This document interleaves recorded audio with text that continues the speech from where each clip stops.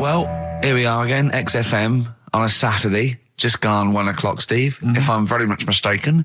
But we're not here as such, we're away again, gallivanting around. We've got to do the special sort of best of again. Okay. Which we did a few weeks ago, so this is the best of the last 3 weeks. Which I think is, I think it's the best 3 weeks we've ever had. But I'd like it condensed into 2 hours. Yeah. Yeah, some great music as well in there. Yeah, there'll be some great music interspersed with fine chat that you've already heard. Yeah. Except this bit. This bit's new. We've actually, out of the kindness of our heart, we've come in last week. Yeah, yeah. And we've done a few clips just because we felt a bit guilty about shooting off. Yeah. Even now, having heard this link, I'm beginning to wonder if it was worth our time. Yeah. Well, should we play a classic link? Let's play, what, from the last 3 weeks? After this is Feeder. All right, so here's the first bit.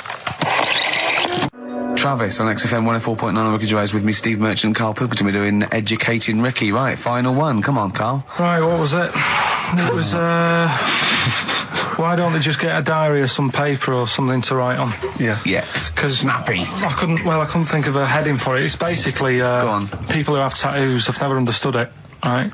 That they have something put on their arm. Right, sorry. Have we started the educate? Is this part of it? Are you educating me? This is something that will be useful in my life that I didn't know about. Yeah. Go on then. No, it's just that they've got a machine out, right, that does tattoos. Tattoos. You come up with a design you want, and you sort of this machine scans it, and you put your arm in this thing, and you press print or whatever, and then it does the tattoo on your hand or on your arm. Like loads of little needles that follow a pattern? Yeah, the computer, basically. Yeah. Is it a real tattoo? It's a proper proper one. The fella said. Well, as long as it goes out, it pierces the skin with a. I just wondered if it's one of those kind of, those kind of. No, it must be lots of little needles or a moving needle that can go Sorry, along. but how is this cleaned? Like in between each person? Don't know. Probably. I don't know. Well, no. As long it's only that if it's one needle, it's just the head, isn't it? If it's one needle that moves, and does it like loads of little. What are we gaining from a machine doing it? Just because they aren't going to sort of mess it up. But hold on, how do you keep your arm still? Because your skin moves slightly. So the machine it's sort of strapped to your arm. Right. And so the fella, it's spread. the fella said that the tricky thing was in all this. It was the fact that nobody would let him test it out on anyone else, so he had to do it himself. But did it work? Because the thing is with a tattoo artist, they can see when your skin's moved and they can see what they've done and they keep wiping it and looking, whereas a machine's just got to trust itself. Yeah. So I think one needle could go wrong. If it was a lot of needles, that it just came down, 1,000 needles that was an imprint. Yeah. But obviously I'm asking someone who hasn't delved any further than there's a machine that can give you a tattoo. That's all you've got at the moment, isn't it? Well, basically. That's all you've got? That's what I've got, because I'm not a fan of tattoos. I don't... But where did you read this again? This was... Internet? This was on the internet, yeah, it was, yeah. Okay. And I just don't understand why people do it. That's what got me attention. Because me... Sorry, what have I learned from this? That if you wanted to get one, you can get one done by a machine now. People say machines are sort of taking over and that, and there's another one. But it's just the fact. I don't know. So give us the snappy title of this education again. Why don't they just get a diary or some paper or something to write it on? That's what I always think when I see people with loads of tattoos. Like there's that fella who we were talking about the other week in Scotland who was covered 99% in tattoos. It's just like, what have you done that for? Yeah. Do you know what I mean? You can't get rid of it now. You've done it now. Yeah. What sort? No. The Pope. Yeah. What semi-precious... Sorry, Mrs. Robinson, we're going to have to let you go. Yeah. Go on. You are the weakest link, Karl. Goodbye. Yeah, go on. The Pope. Yeah, the Pope. Yeah, we've got the Pope. Yeah, that's not strictly a question. He wears a... He wears a dustman's hat. He wears gore-blimey trousers. Yeah. Does he live in a council flat? Yeah, he lives in a council flat. He wears a semi-precious stone. What's the stone? The Pope wears a semi-precious stone. What is the stone? You mean, what is it called? Yeah. What is it called? What, has it got like a kind of papal name? I think it's like, is it a 18-carat one? So we got to try and get the carrot yeah. of the Pope's big diamond. He calls it Dennis the Stone. Do they want do they want the type of gem it is, like, or is there some kind of jade, papal name for ruby, it? or do they want it like the Rosetta Stone, or I don't know. I can't see. Play a record. Play 2 records. Let's not. Where's your head at? Basement Jacks. Right. Okay. Let's get this. Have we knocked this on the head? Then is this not happening? Oh, here he is.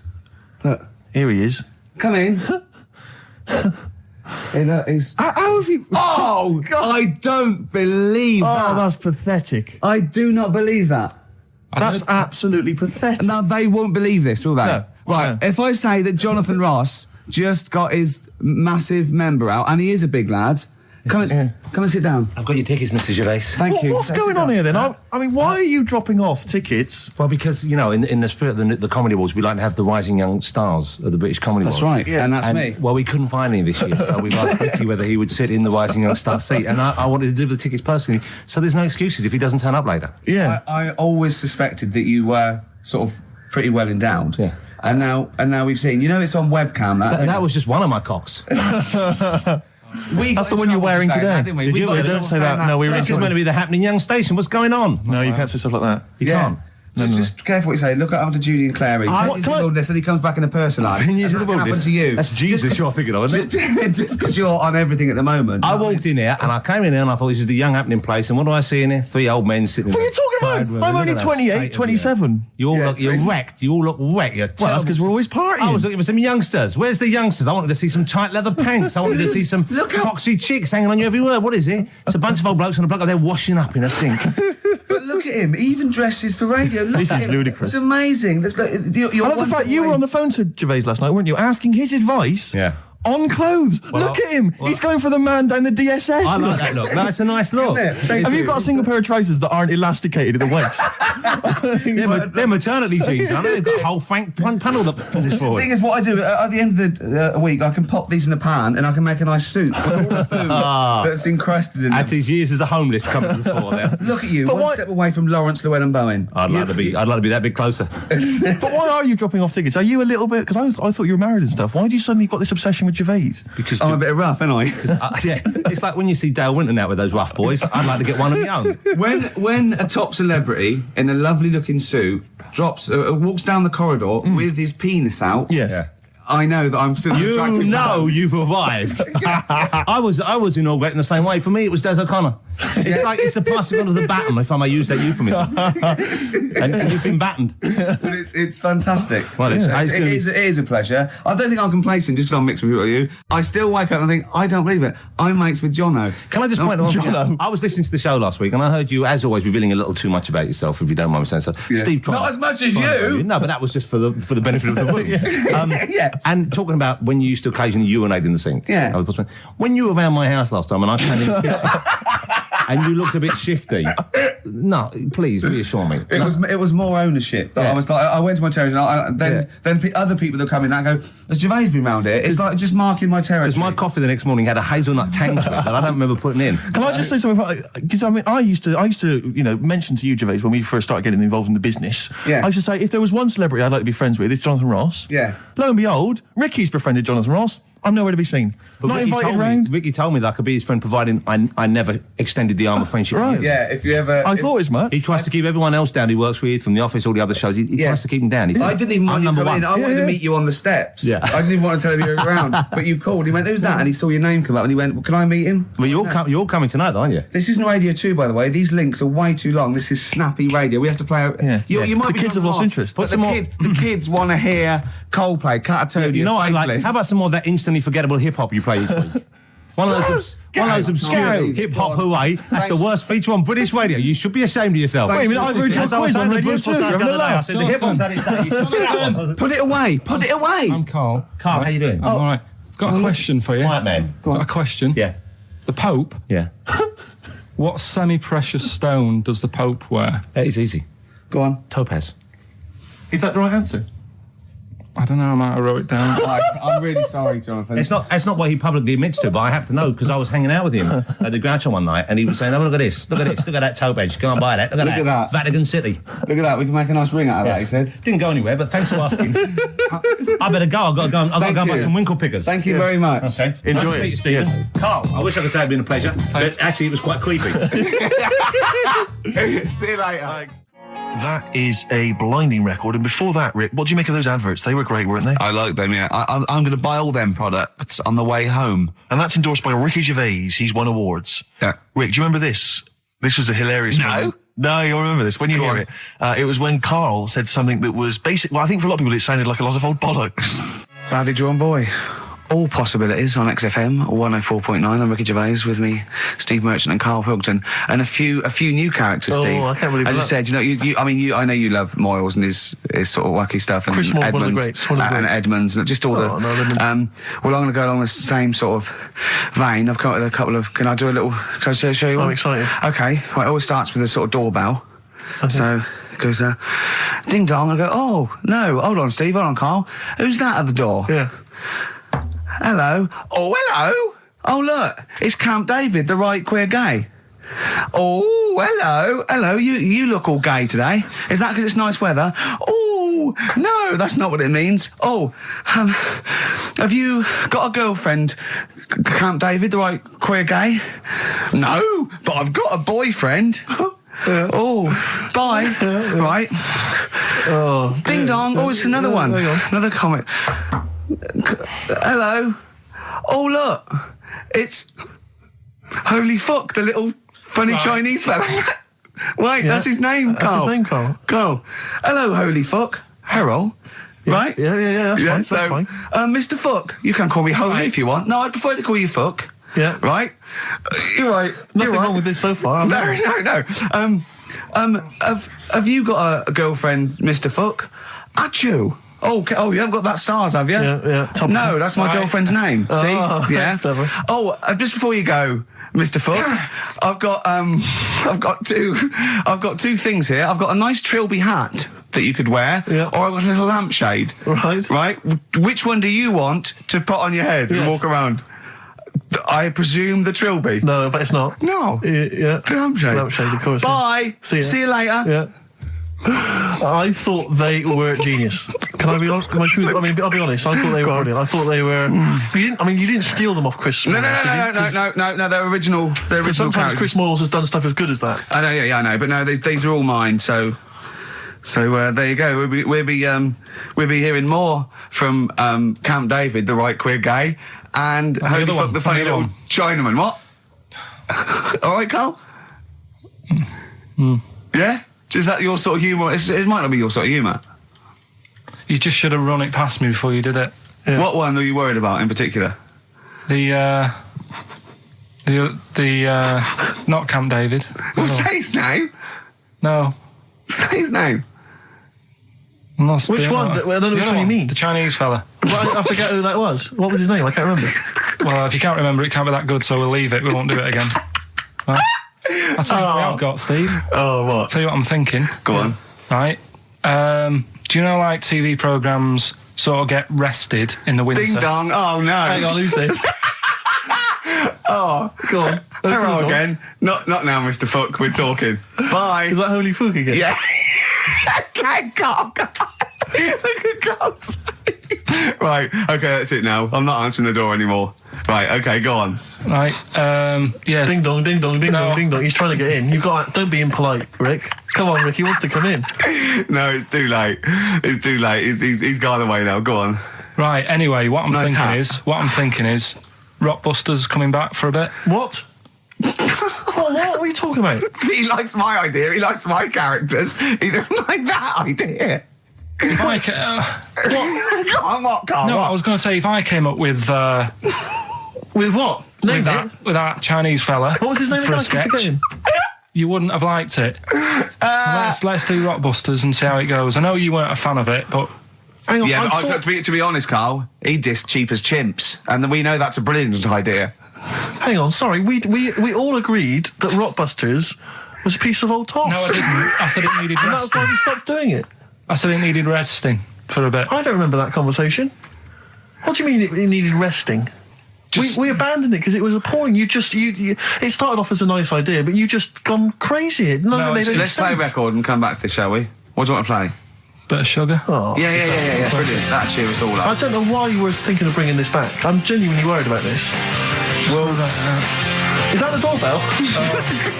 Right then, which leads us nicely into Knob news. Oh, it's the welcome return of knob news. Right, okay, it's very much like the news at 10, this, isn't it? I do a bong, or in this case a schlong, and he gives me the headlines, the knob news of the day. The big, where have you collected all this knob news? Was there a lot of knob news this week? It was mental this week. The amount of stuff. The way it works, you give us the bong, Yeah. I'll give you the headline. Okay. Steve decides which stories we're going to talk about. And now on XFM, knob news. Schlong. Man grows knob on his arm. Schlong. Man gets doctors to make him a second knob. Schlong. Turkish prisoners made hole in cell wall to produce third inmate. Schlong. Doctors accidentally remove man's testicles.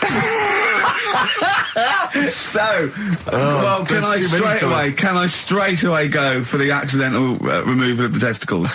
Well, it's happened before, hasn't it? We've talked about that before. Well, how does it, what did he go in for a tonsillitis? What are they called? Tonsillectomy. And he went in the wrong way. What are you talking about? How can they accidentally remove his testicles? It says, he didn't look at his folder, and the doctor said to the fella, "Oh, we've removed your testicles and we wanted to take out your prostate gland." So that's what happened. There's the story. This is what I mean. That's why I don't like going to the doctors. Yes. It happens, doesn't it? Because all these sort of it's when they say things like, "Oh, it's just we do loads of these operations." That's when they're not concentrating. Brilliant. Do you know what I mean? When they say it's procedure, that's like having a boring job that you do every day when you're not going to be concentrating. I prefer them to go, "This is a tricky one, this."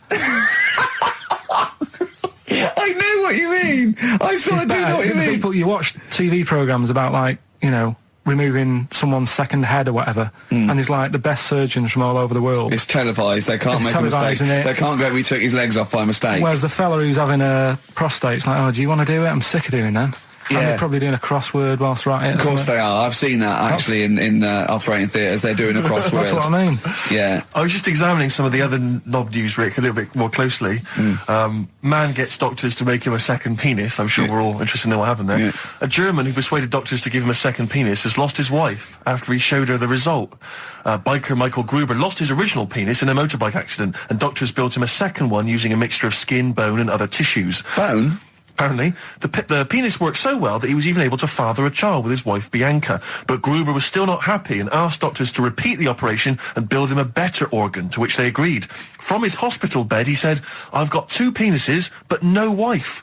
I'm hoping when I get rid of one of the penises, I'll get her back." What do you mean? Sorry, he had 2 put on. What side does he wear? So he's had both. So he's had 3 then. Yeah. This is probably the thing that happened with Hitler, when he had 1 ball, but he had 3 at one point, didn't he? So he just kept one in the other ball, gave his mum one, and kept the other one. Well, do you know what happened to me on the way in? Go on. A homeless person called me a dickhead. How did he know? Do you know him? Is that why? He's like the local big issue fella. Oh, yeah. Yeah. And he knows me, he sees me walking up and down the street. Oh, that's how he knew you. Right. So normally I have a bit of a chat with him and that, and I walk past him. And you know, I can be a little bit cheeky with him because I've been cheeky with him in the past with stuff. You pinched his arse. No, just saying stuff like, "God, you're always there. I mean, you got home to go to," and stuff like that. Yeah, no, just breaking the ice. Go on. But he knows, and he'd laughed at that last time. So I thought I can be a bit cheeky, right? So he goes, "Do you want a big issue?" I said, "No." He said, "Come on, I've got loads of them, right?" So I sort of said, "Oh, when I was a kid, and I used to do a free paper around the free papers one." I said, "Just put them in the bin and go home." Right? And he went, "Yeah, but how am I going to get any money doing that, you dickhead?" You see, I can see his point. He is homeless and having to sell newspapers to get 50p or a quid or whatever. Yeah, and sometimes I treat him, right? And today I didn't have any money. I had a takeaway last night, and I normally give them a quid, and I felt bad not being able to do that because I didn't have any money on me last night. Right. I couldn't look him in the eye. Did you explain this to the homeless person, the traumas of the takeaway without the tip? Did you explain that, you've had it hard as well? I go, look, you don't know. I had food delivered to my warm flat. Yeah, it was a nightmare. You don't know what that's like. You don't know what the trauma is because you can't have food delivered to your flat because you haven't got one. So please don't look at me like that. You should have said. But most people ignore him. At least I gave him a bit of acknowledgement and sort of... took the mick. Yeah. I didn't think I was. I just was being friendly. Yeah. No, I know. You got to be careful with the homeless because this is true, and this is when the clocks went back recently? Yeah. So you got an extra hour in bed. Yeah. And I was at Cash Point with a friend of mine, and there was a homeless person sat by the Cash Point, and we were getting some money out, and she said spare some change, and my friend thought, he's a bit awkward. He's just trying to make conversation with her. He went, clocks go back. Extra hour in bed. Oh no. I gave her £2. I felt so bad. He didn't do it intentionally. He didn't realise what he'd said. Just making conversation. It's tricky making conversation with the homeless because there's so many areas you've got to avoid. What was on the telly. Yeah. Although I get recognised by homeless people and think, I don't know where... But you've got to remember that's very much your demographic, Rick. Yeah. People who watch TV through the window of Dixon's. In Dixon's, yeah. There was Ricky Gervais is on. Yeah. They can smell the alcohol on you. They think you're one of them. There's a fella who was in a coma for 20 years. Just, they kept, taking him through, the normal day. They take him to Alton Towers and stuff. Doesn't know anything about it. Just kept going through the motions. Don't know if they kept charging him. Kept putting him through all that. He eventually came out of it. 20 years. And went, stop taking me to Alton Towers, it's shit. I just thought, imagine how much post he had. Eh? How much post?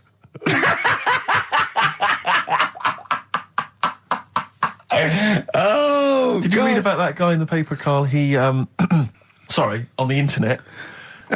He in about, I think it was about 1984, 85, he had a terrible car accident. But this must be it. He went into a coma. This must be what he's talking about. Well, they didn't take him to Alton Towers. Of course they didn't. But you've got to try and decipher the truth from the conjecture, from the thing that don't forget, Karl realises that he's had a dream. He talks to Suzanne and goes, that was good, wasn't it, last night we were in the plane? She goes, no, that's a dream. He goes, oh yeah, where's my cornflakes? You've got to, I can now decipher what he's actually seen, what he's read. Well, go on, what did you... Well, I'm assuming it's the same guy. It is the same guy. It was a guy in some small American town, and he'd had a car crash, and he'd gone into a coma, and his wife had left him. She'd gone on with her life, because he'd been in a coma since then, and he had just woken up recently. Marriage wasn't working. Marriage wasn't working. He just wasn't paying enough attention. She was pregnant at the time, and so now his daughter is basically the same age as he was when he went into the coma. And he's just started coming around. He's just started making jokes. They said, how do you feel? He said horny, which I thought was quite witty for a man who'd been in a coma for however many years. But anyway, so he's slowly trying to rebuild what life he can. That's what do you make of that, though? Because the thing is that he's missed. Imagine what he's missed, Karl. Imagine the music that he's missed. The Live TV Aid. programs. Missed Live Aid. Live Aid. He missed Phil Collins playing in 2 continents in one day.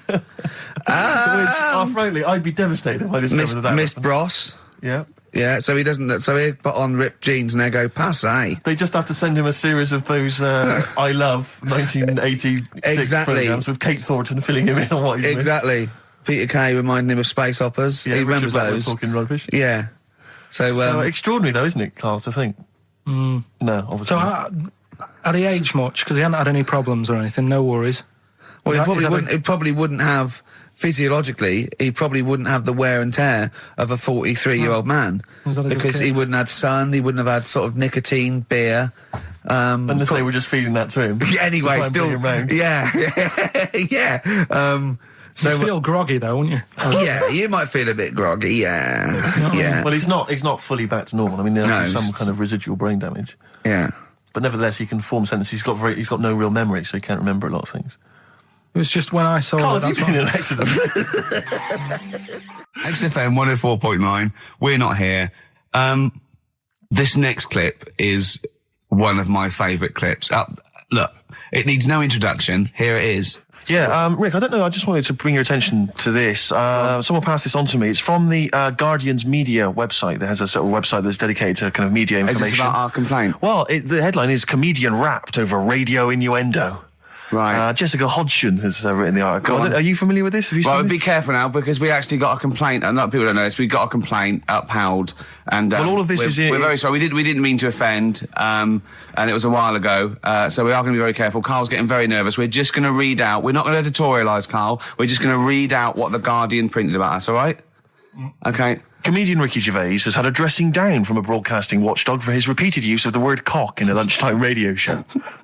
That's all right. That's what it says. Fine. Carl. That's what He's not going to say it again. He's not. Yeah. Go on. Imagine this is the news and I'm reading it. Yeah. The Broadcasting Standards Commission upheld a complaint against the comedian for coarse sexual innuendo in the programme on London station XFM. The Commission acknowledged that the presenter's remarks were intended to be humorous, but took the view that the amount and detail of the coarse sexual innuendo had exceeded acceptable boundaries for broadcast, said the BSC in a statement. The complaint objected to a section in the Comics Saturday afternoon show when he discussed the different meanings of the word cock. Gervais wondered aloud whether the word was acceptable when discussing birds, but not the male sexual organ. A BSC spokesman said the comedian went on and on about it for nearly 5 minutes. XFM, a self-styled alternative radio station, said in its defence that its remit was to provide cutting-edge programmes for a youth audience. The station said the programme's brief was to include elements of alternative comedy within certain shows that would not fit within a more mainstream radio station format.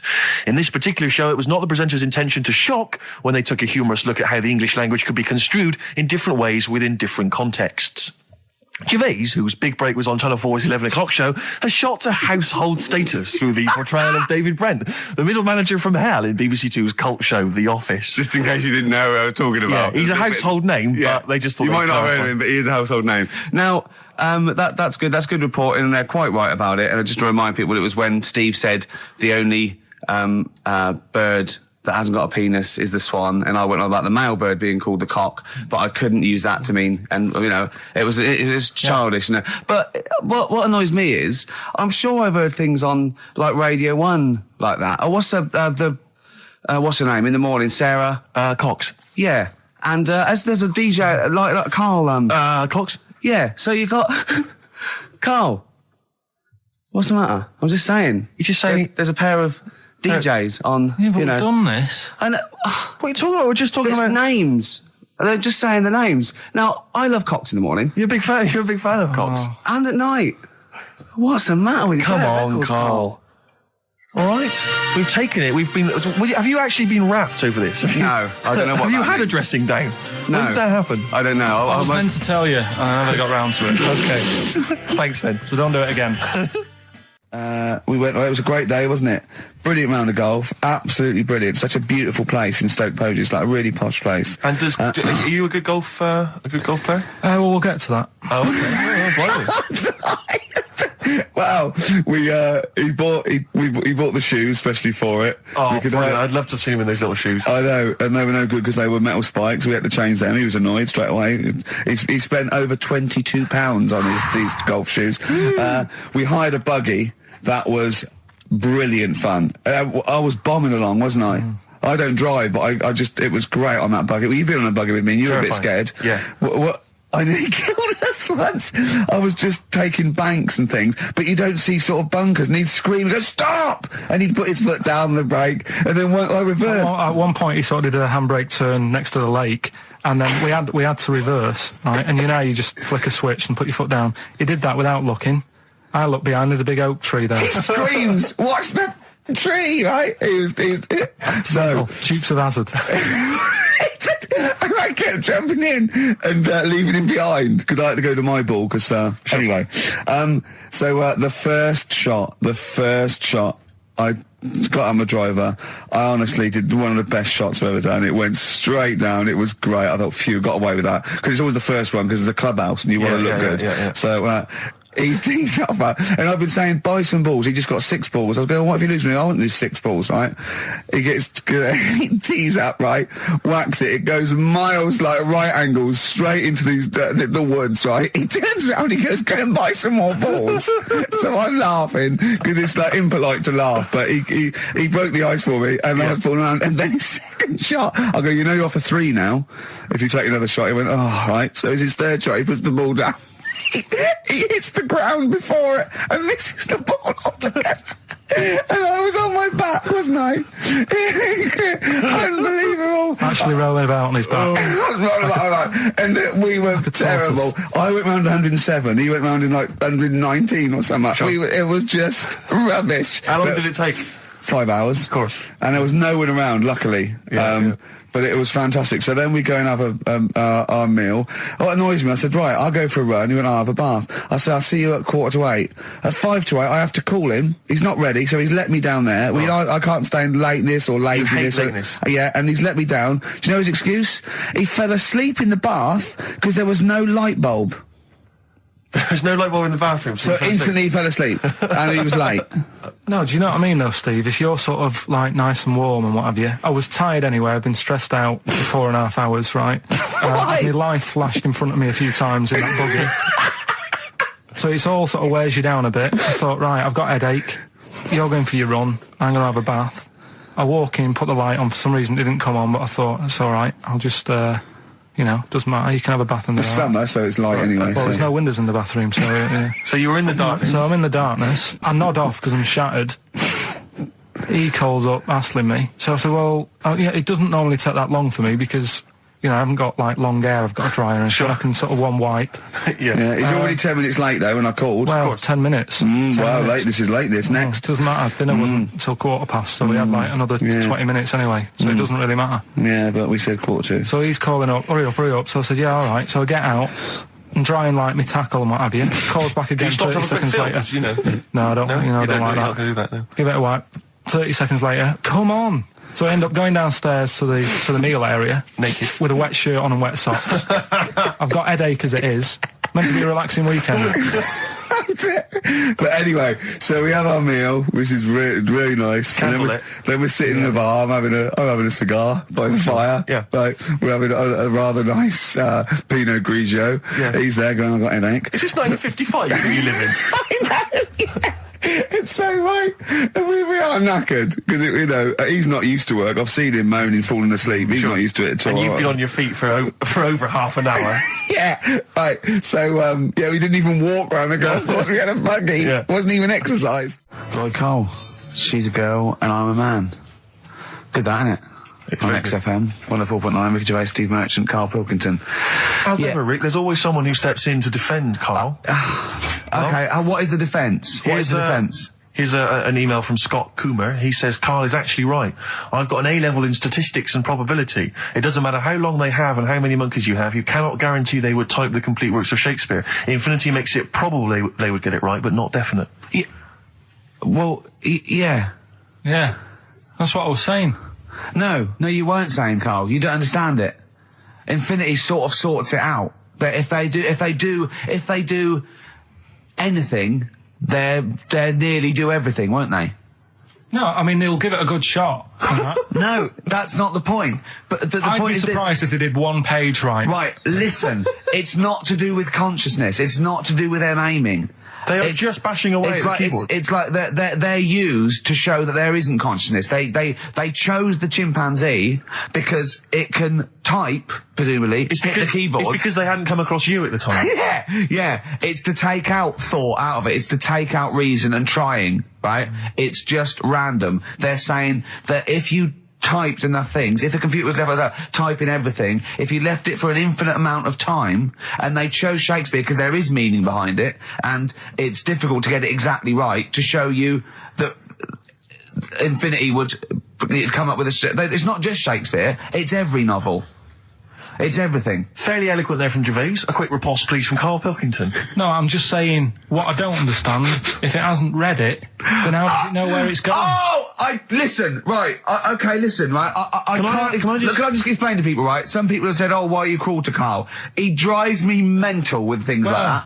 What do you mean, well? Let me just take a breather. How do I do your editing? He keeps coming in the week. You know that I work here properly, in the week, don't I? Yeah. I've got a proper job, yeah? Should be 9 to 5, but I'm only getting at about 8 o'clock and work. A lot of people getting 8 o'clock. Working hard, trying to do my job. 3 times this week, I've been rushing around. I walked past my little studio. He's sat in there, all right? Now, because I've got this sort of job, I can get away with it. I said to him, if I was a doctor... would he keep coming to me practice? If you were a doctor, there'd be severe problems with the NHS. Oh, imagine that. The standards would have lowered so much if you can arrive at the hospital you're a doctor. We'll pop in, I'll go to lunch, don't we? We have a little lunch break, don't we? I go, come on, let's go now. He goes, I'm busy. I go, come on, let's go now. He's going, oh, you're doing me head in. Well, when I was talking about the monkey conundrum with Karl, he said to me, right, if I had a day off work and I was, say, watching the TV and with one hand I was typing a typewriter, would I type Shakespeare? I mean... Yeah, but you see, there's certain things. We were talking a little bit about this stuff the other week, weren't we, when we said, you were going on about Einstein, and I said he's not that good. You know, E equals MC squared. You know, it sounds good, but I've never used it and that. Right? I've never used it! You haven't used 2 and 2 equals 4, Karl! The fella with an apple fell on his head. You know, it could have been anyone sat under that tree. Do you know what I mean? It's just annoying. Lucky. And Newton gets all the credit for his laws of the universe. Well, other people were working whilst he was having a lunch break under the tree. So in a way, it's like he didn't deserve to have that success story. Again, forget the apple and the tree and whether he was sitting down having a lunch break. It's totally irrelevant. Yeah, but what I'm saying is there's certain things that will just happen. You know, it's like, I think we were talking, when we were out eating the other week, we were talking about Noel Gallagher. Well, this is the reason the monkey discussion came up, right? Noel Gallagher... I don't know what to say. I don't know what to say. Rick, I don't want to misquote Noel. I'll be like Herbert Lom in Clouseau. I'm going to get a twitch whenever he opens his mouth. I don't know where to start with some of his statements. Well, as I say, this discussion began because we were talking about a quote that Noel Gallagher supposedly gave. Now, I don't want to misquote Gallagher, but the gist of it was that he said, had I... written Wonderwall or whatever, instead of the Beatles writing Strawberry Fields or whatever, I'd be the one that was considered the great songwriter and it wouldn't be the Beatles. You know, it's just the fact that they came first that meant that they get all the credit as being the greatest band. I don't know where to start with that statement either. I mean, that's Gallagher's thing and he's, you know, well, whatever. We know what we think of that. What was your point, Karl? You agreed with him, didn't you? Yeah, I reckon, right? Do you know we've talked about putting a baby in a room before and it'll know what colour it is and stuff? If you got a room that's painted red, right, but forget that because that's going to confuse him. Hear him out. Listen to me. Say if they did some new TV show, right? Like, what's that film with Jim Carrey in where the Truman Show. The Truman Show, right? So they make up a little room, and some woman has some kids, and you say, right, let's put the kids in this room, and they don't know what's going on outside. They don't know anything about like EastEnders and that. It's like their little world, right? They don't know anything that's gone on. How could a child survive without EastEnders? Right, listen. So you sat in the room, right, and then when they're all asleep, right, wait for this bit. Someone have you heard this? Yeah, bit? Wait for this bit. They're all in a room. Yeah, they're asleep. Yeah. Someone pops in, puts a guitar next to the bed, right, nips off out again. They wake up in the morning. And one of them goes, what's this? They don't even know it's a guitar because they've never seen one, right? They're talking English, though. Yeah. We just left guitar out of the vocabulary. Right, so... There's plenty more to come. So, one of them will pick it up, and they'll go, I don't know what it is, and they'll start strumming, they'll go, that sounds good, doesn't it? Give them a few weeks, they could come up with Hey Jude. Whereas, typing Shakespeare... A monkey that can't even spell. I see that. Listen, I'll call you can't answer it. I might come with you, Rick, if that's all right. We've got to sort out that Christmas special as well. Yeah, no, sure. All right, I'll see you later. I'm shooting off then as well. Cheers, Karl. Darkness growing on me. Love that, love the darkness. This is the Best Of Show on XFM 104.9. I'm Ricky Gervais, with me Stephen Merchant. Yes. I hope you're enjoying the Best Of. Depeche Mode there, and I Feel Loved.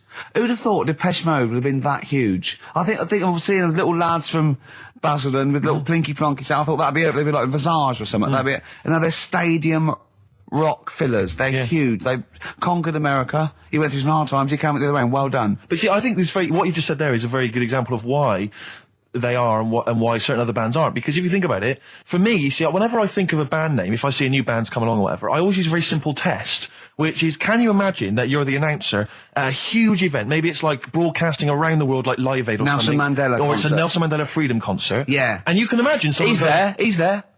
Nelson's there. Yeah, with the Spice Girls. Oh, they're all there. But you can imagine someone saying, ladies and gentlemen, please welcome to the stage, Depeche Mode. Yeah. Rolling Stones. The Who. Exactly. But you can imagine someone saying, ladies and gentlemen, please welcome to the stage, Visage.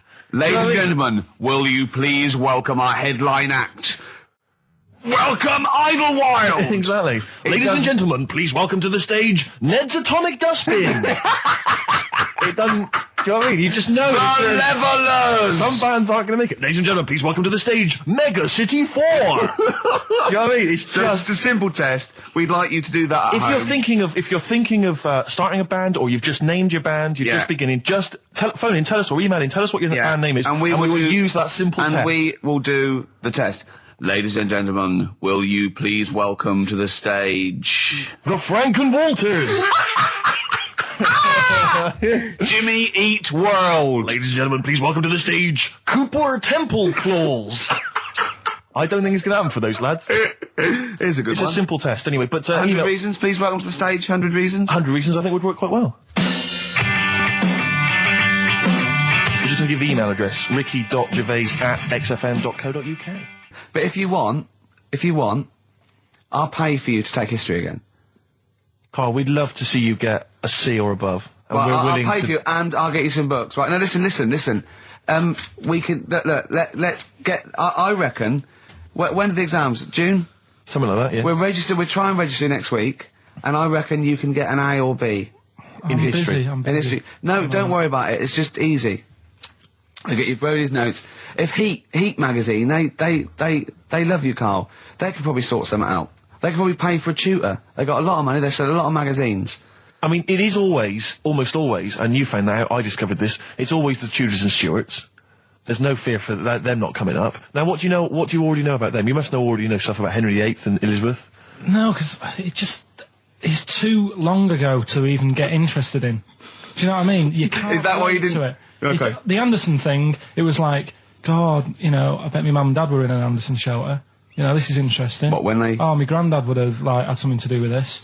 But the Tudors, it's like, I don't know even if they had a family back then. Play record. We come back. Hang on. Sorry. Just because I need to introduce the new feature. Yeah. For the I record. don't know if I had a family back then. Karl, listen, let me just ask you now, right? If you can finish this sentence, we've got a chance. Divorced, beheaded, died. Divorced, beheaded. Died. What is it? We just need to do a little bit of work, but otherwise I think you're going to be fine. It's how you remember what happened to Henry VIII's wives. They're little... Divorced, beheaded, died. Divorced, beheaded... It's like spam. Support... What's it? Support, protection, anchorage, movement. That's how You're going to... That's nothing to do with the Tudors and No, Stuarts. nothing to do with the skeleton. Yeah, see, no, we're not doing biology. Mnemonics and acronyms. What happened to Henry VIII's last wife? Did she die, or did she not die? Divorced, beheaded, died. Divorced, beheaded. Do you know that the only king that has got a moustache is... No. The only king that hasn't got a moustache is the King of Hearts on the playing cards. Karl is genuinely... I don't know if he's actually upset or embarrassed, but it doesn't matter. Why does it matter? You were 15 and didn't go to school. If you were my friends, I think you would have just said, oh, we can't find them. Why? But you just wanted to know. What's to do with that? Well, what do you mean? What do you mean? It's ridiculous. Do it again because you want to learn, because there's great things in the world to learn about. Don't worry. The GCSE is vocational. Is vocationally for a 15, 16-year-old to go on to do A-levels or whatever, or to get results. But you don't need that because you've done very well. You don't care about the Tudors and the Stuarts. I mean, you know. I mean, I've had a couple of jobs, not this one, because you don't need qualifications to get a job. Obviously. In the radio. Yeah, obviously. You're absolutely right. But ones that I have got in the past, I did, because I didn't collect them, I had to lie. And I didn't like go mad. I didn't say I had A's and stuff. But I didn't put history down because I didn't even know I did it. So it's a bonus. I kind of treated myself to like a D and a couple of C's and that, so it's like, well, he's not... I love the fact that Karl even then was honourable. It's like, I'll at least put down the ones I think I took and lie, but the ones I didn't take, I won't lie about. Yeah, and don't give yourself a B. Exactly. If they're going to find out you lied, give yourself a B next time, It could Karl. backfire, couldn't it? I mean, my brother's a bit mental, and he used to do things like go for jobs and say, oh yeah, I've done this before. Like being a mechanic, and he's never even picked up a spanner. And yet, he'd have the confidence to go and try and fix cars. Well, I'm not that daft, but... God, and he... Who do you blame for this? That's just an easy way out. I have to blame myself. Don't I? Yeah. What was the teacher like? Well, there's loads of different ones. I didn't like... I mean, the history teacher, it is my own fault, because with her, she was a bit mental. And I used to kind of stop the lesson by saying, "Oh, miss, tell us about your fireplace you've got that is made from a gravestone." Because that's what that would stop any English teacher in their tracks. And she loved telling you about it. Yeah, it was like, I learned that from a teacher. So that's why I didn't know about divorce, head loss, and all that. Yeah. Dandruff legs. Horse, head loss, dandruff legs. But remember now, divorced, beheaded, died, divorced, beheaded, survived. That's all you got to remember. And what's that? That's what happened to Henry VIII's various wives. In order. What does it spell out? No, it doesn't spell out. It doesn't spell anything. You just got to remember the rhythm. In order in which he married. Yeah, but it helps. It's like when my mum taught me the alphabet. She taught me as like a song.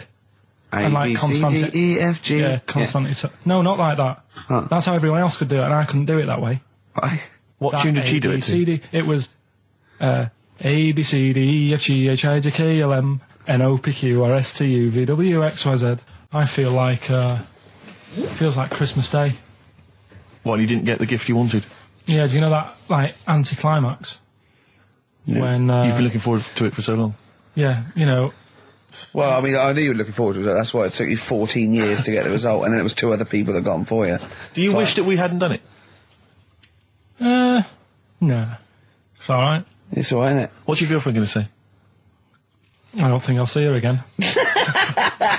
She likes a man who knows about the Tudors and Stuarts, does she? Yeah, first gladiator, then the... Yeah, you've been bluffing. Whenever she said, where did you go to Stuarts? You go, good. Like, lots of things, but look, there's a bird. What happened to Henry VIII's last wife? Oh, I wouldn't... oh, yeah. Oh, look, Friends is on telly. Friends is on. No, I just changed the subject by saying things like, you know, about the only king in a pack of cards. That threw off the scent. That threw us off the scent. That wouldn't fool an invigilator, would it? That's the thing. You can't use that one with an exam board. I've said in the past to you, Rick, that my grandparents, so I love them dearly, but it's like for the last 30 years they've been waiting to die. I know. It's like they just sort of, it's like, you know, the novelty wore off of life. Life in the 50s. Yeah, they got kind of bored of it. Life, in the 40s, it was brilliant. All sat around the old Joannas, the bombs fell, singing. They loved that. The 50s, you know, that was great as well, because that was the post-war years. It was, you know, it was a bit tight in the pocket, but it was all right. Everyone pulled together. And then the 60s came along, all the crazy music, the funny hair. Let's stay in bed. Exactly. They basically stayed in bed. And it was one Christmas when my grandmother said to my dad, what do you like for Christmas? What do you fancy for Christmas? And this must have been, I don't know, 20 years ago. She said, what do you fancy for Christmas, Ron? And he went, well, you know, I could do with a nice big kind of warm winter overcoat. She said, don't worry about that. Don't worry about that, because your father will be dead soon. It's what you can have his. Meaning my granddad. Well, to be honest with you, my father's still waiting. Which is good news. Good news for my grandfather. Less good news for my dad. He's freezing. He's freezing. He finds out, how is he today? He's fine. Oh, okay. Oh, I'm freezing. It is it's such a weird mindset, that. I think it's that, to me, is what sums up people from that older generation, the 40s and 50s. And it seems to me that you've got that kind of mindset. It's like you were born in the 30s. And whenever you talk of your childhood, it's like you had like a baked potato to take to school. And a hoop and a stick is a Christmas gift. The other thing is, I think that that sort of generation, it seems that the man is dependent on the woman. There's a total dependence. Oh, absolutely, If she dies, he's done. Yes. He's done for. He'd just pine away. If he dies, she's got 30 years of pottering. Absolutely, yeah. Do you know what I mean? Yeah, and going to, like, you know, the youth club and the church. I know what you mean, yeah. It's sort of like that. It's sad. Of course, it's sad for them, but it's sort of not the end of their life. No, sure. And it sort of is the other way around. I don't know why that is. Yeah. It's terrible. That's a little melancholy thought for I know, Christmas I've really brought it. You brought it down. You've brought it down. I've brought it. This isn't a nice show at all. This is terrible. Well, we're going to have really people just killing themselves. What? Because my auntie Nora, she same thing. Pumped her with loads of drugs. She used to have a cabinet next to the bed is like boots. She's got loads of stuff, right? For all sorts of stuff. And, I mean, she's not that old, but she's on loads of stuff, right? She's a bit coked up, is she? She called up my mum once.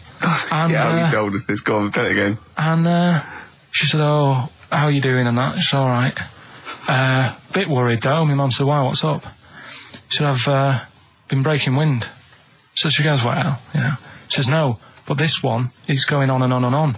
And she was like, she was like, what do you say? What's like passing wind, farting for 5 minutes. one thing, not like, you know, trumping and then nothing. Yeah. Continuous. Continuous drone of a fart. Yeah. I don't think she had... How big was she? She must be the size of a barn. No, she's not that big. She's good for her age. No, but I mean... Quite slim. No, but fine for 5 minutes. Where's all the gas? Was she circular breathing? Was she sucking it in with her mouth?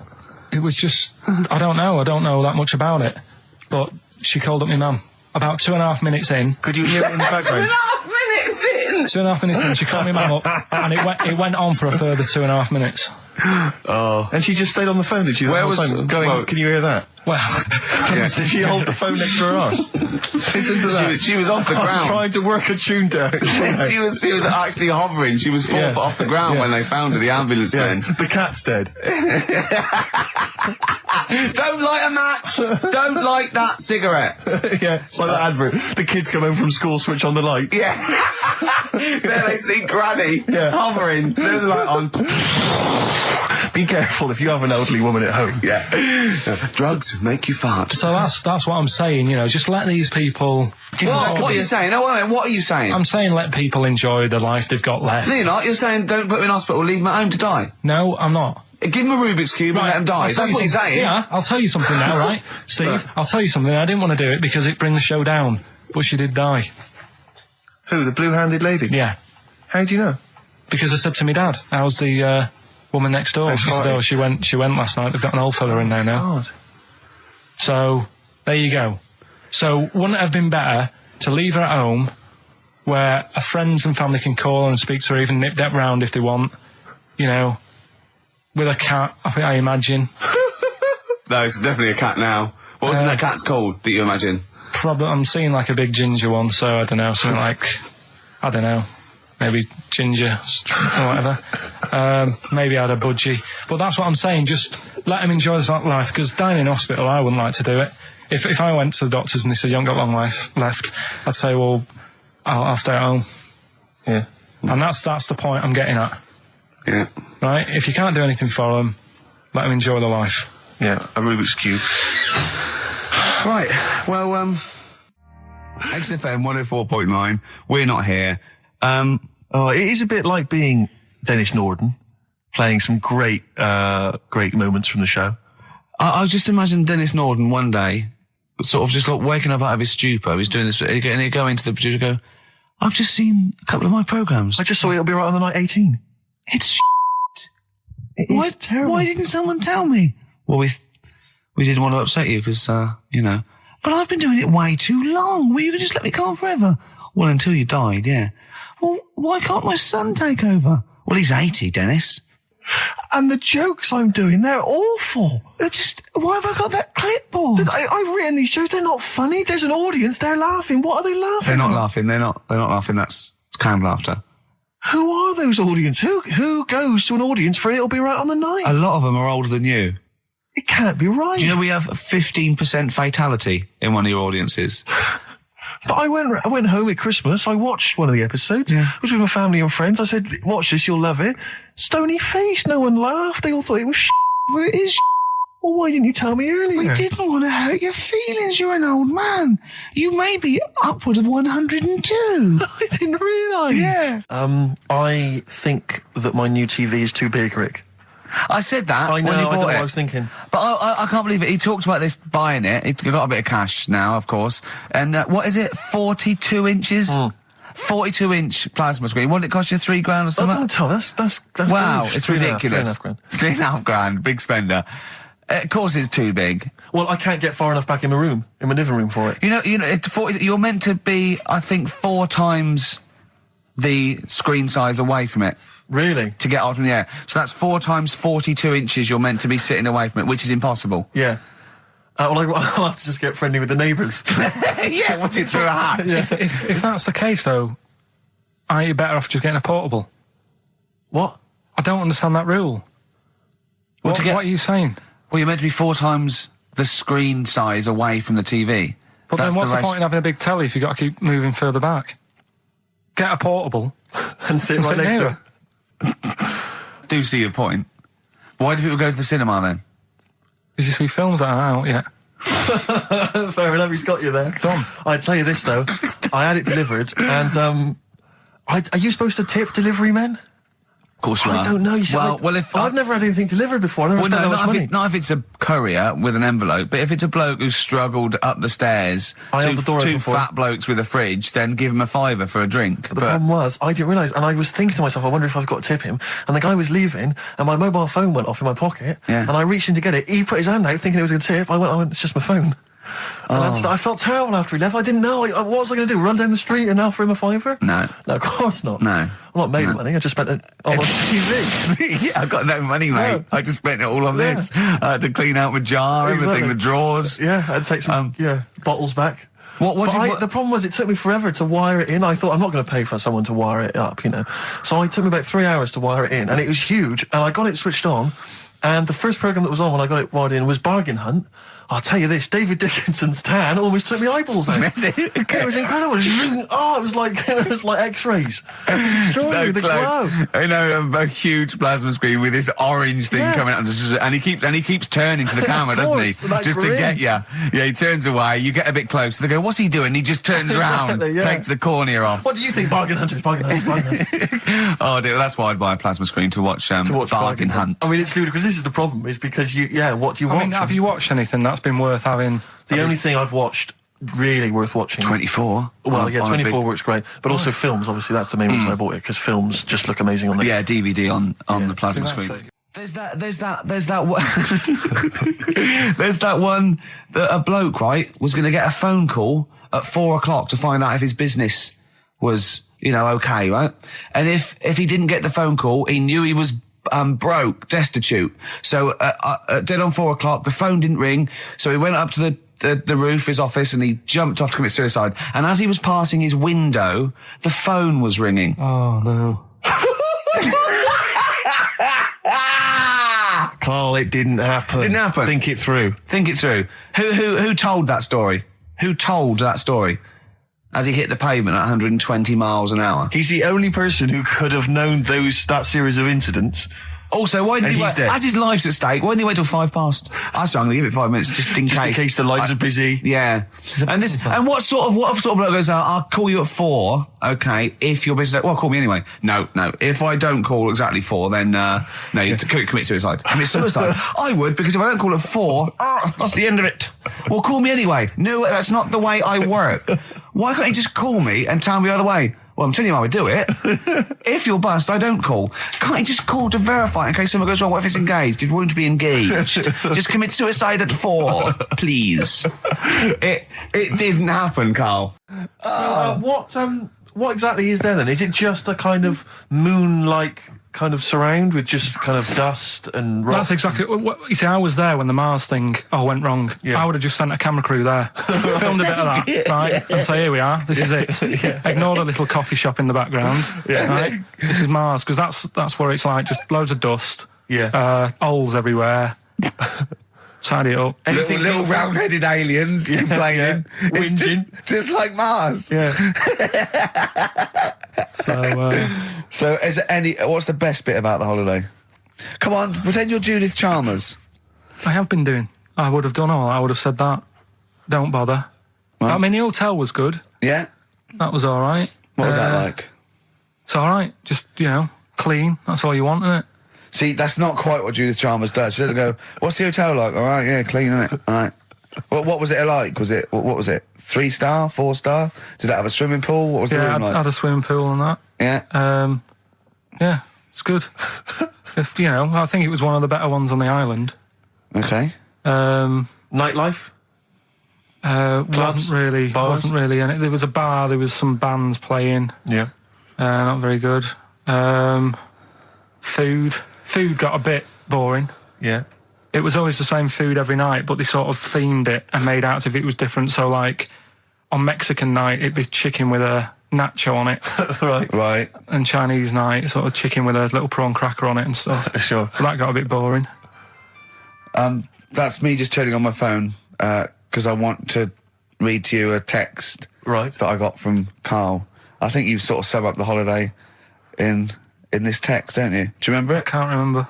Let's have a look. Let's have a little look. Instantly, what did Suzanne, your girlfriend, make of it? Similar view to you? That they should fill in the holes? Yeah, it's just that thing, you see, I went on a coach trip, right? and you go and see the volcanoes. Like I say, there's 36 of them. Yeah. Which, how many do you need? And when we're on the coach going round all these volcanoes, the fella on the front's going and look out your left window at the moment, and there's a volcano. And if you quickly look out at the right-hand side there's another one. Right. And on the left, he's just like, all right, we've seen it. Sure. Do you know what I mean? Yeah. And we'll talk about that trip in a bit. Right, this is the text I got from Karl, right? All right. Been up to a volcano. Been in some dead artist's house who built his house in the lava. They said they would show me science with volcanoes, but all they did was chuck some water in a hole and it shot up in the air. No dwarves in the canteen, no scousers here, but there is a Swede woman with a big head. She looks effing gormless with a cap on. All right? So a little reference there to... A Swede woman? What's that mean? Do you mean Swedish? Yeah. Or she looked like a vegetable? No, the Swedish woman. But they've all got sort of quite big bill, aren't they? And I sent him a text. Oh, well, it's just good to be on holiday because, I'm working. He sent back, so am I. Just been watching Sky News. There is a school for monkeys who want to get a band together. Is that monkey news for later?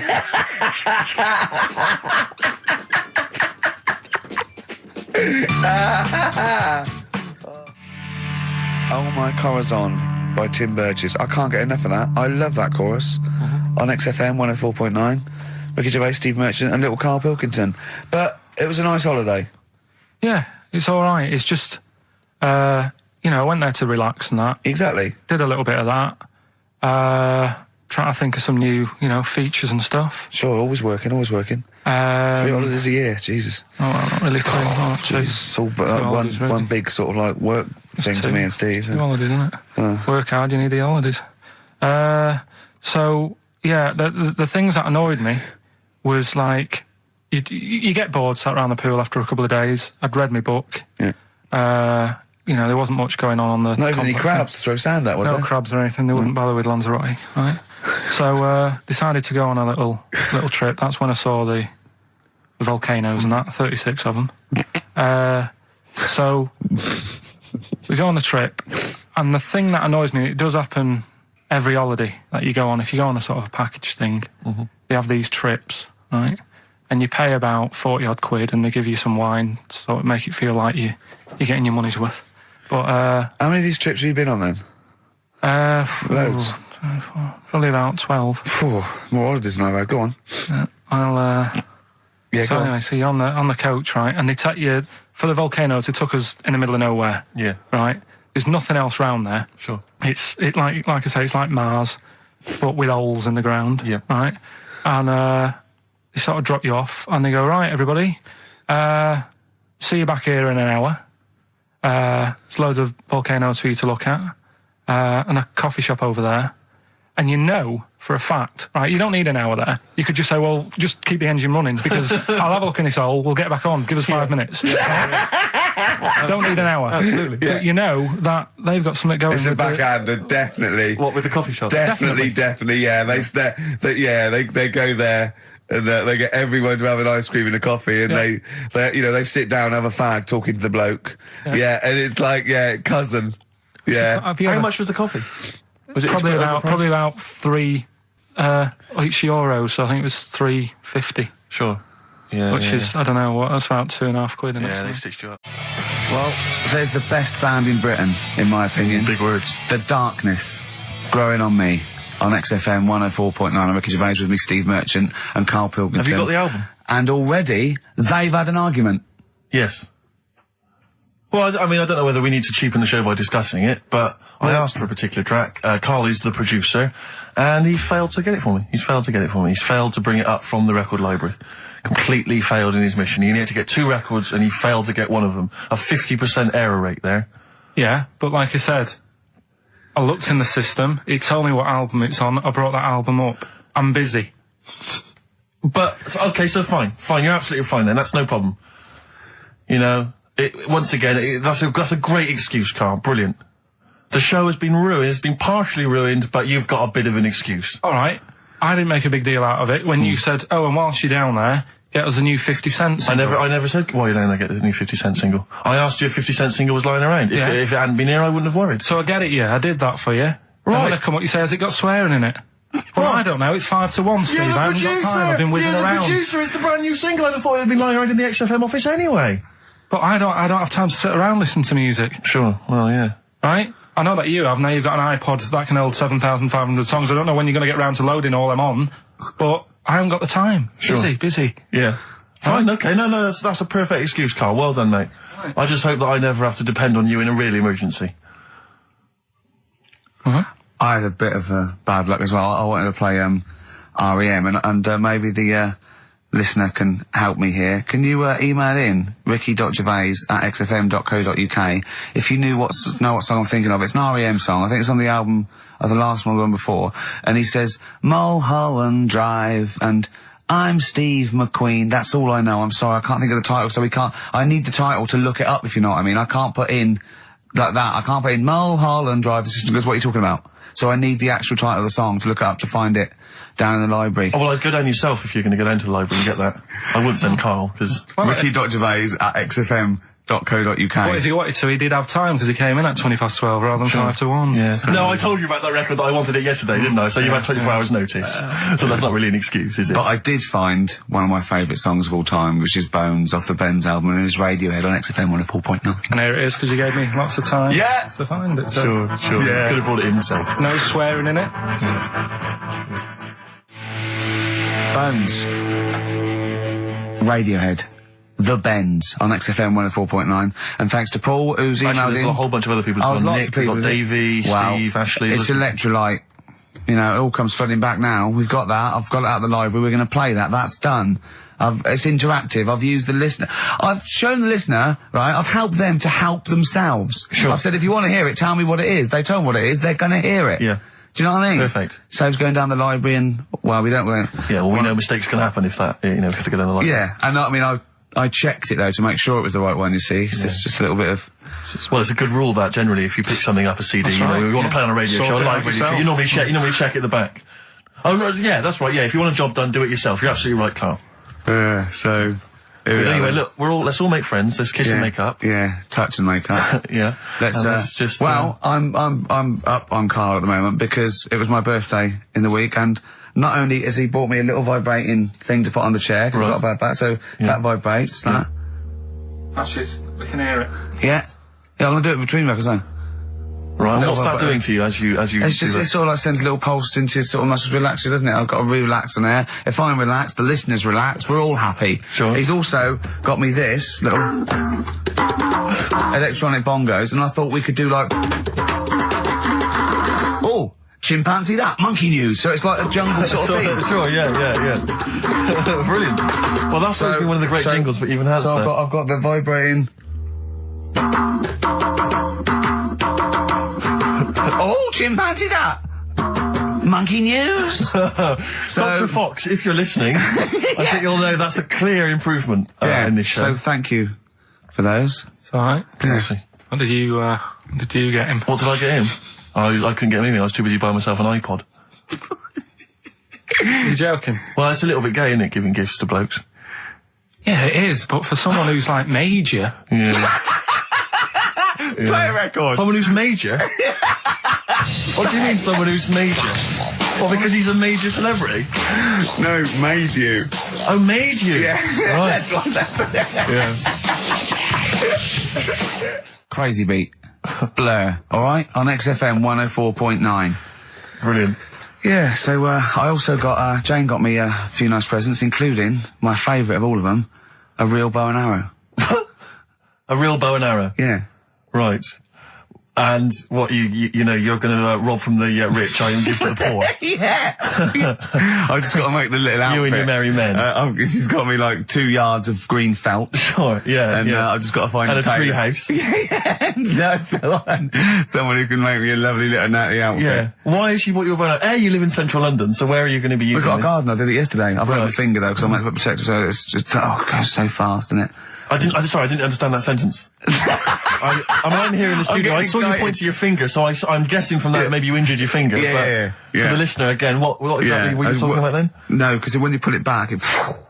Okay. So... And do you have a target? What do you use as a target? I had a big cardboard box flat on it, down a tree. Right. I go, oh, it's brilliant. Sure. I'm getting a bit excited thinking about it. Yeah, no, indeed. Because when I make that outfit, I'm going to be running around. Yeah. Yeah. So, and do you have a picture, like a face maybe on the target, like Osama bin Laden, something like that? Yeah. Sure. No, it just says this way up, fragile. Right, okay. I forget what came in it. But, it's good fun, isn't it, Carl? Bow and arrow, isn't it? Brilliant. Yeah? Would you like a little bow and arrow? Yeah, it's alright. Yeah. I forced out a rifle as a kid. Did you? Yeah, that's... A real one? Yeah, just shooting cans and stuff. Yeah. It's alright.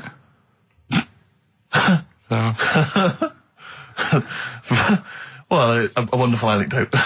Well, I went out with a drink with Carl in the week, and we went to a restaurant, didn't we, Carl?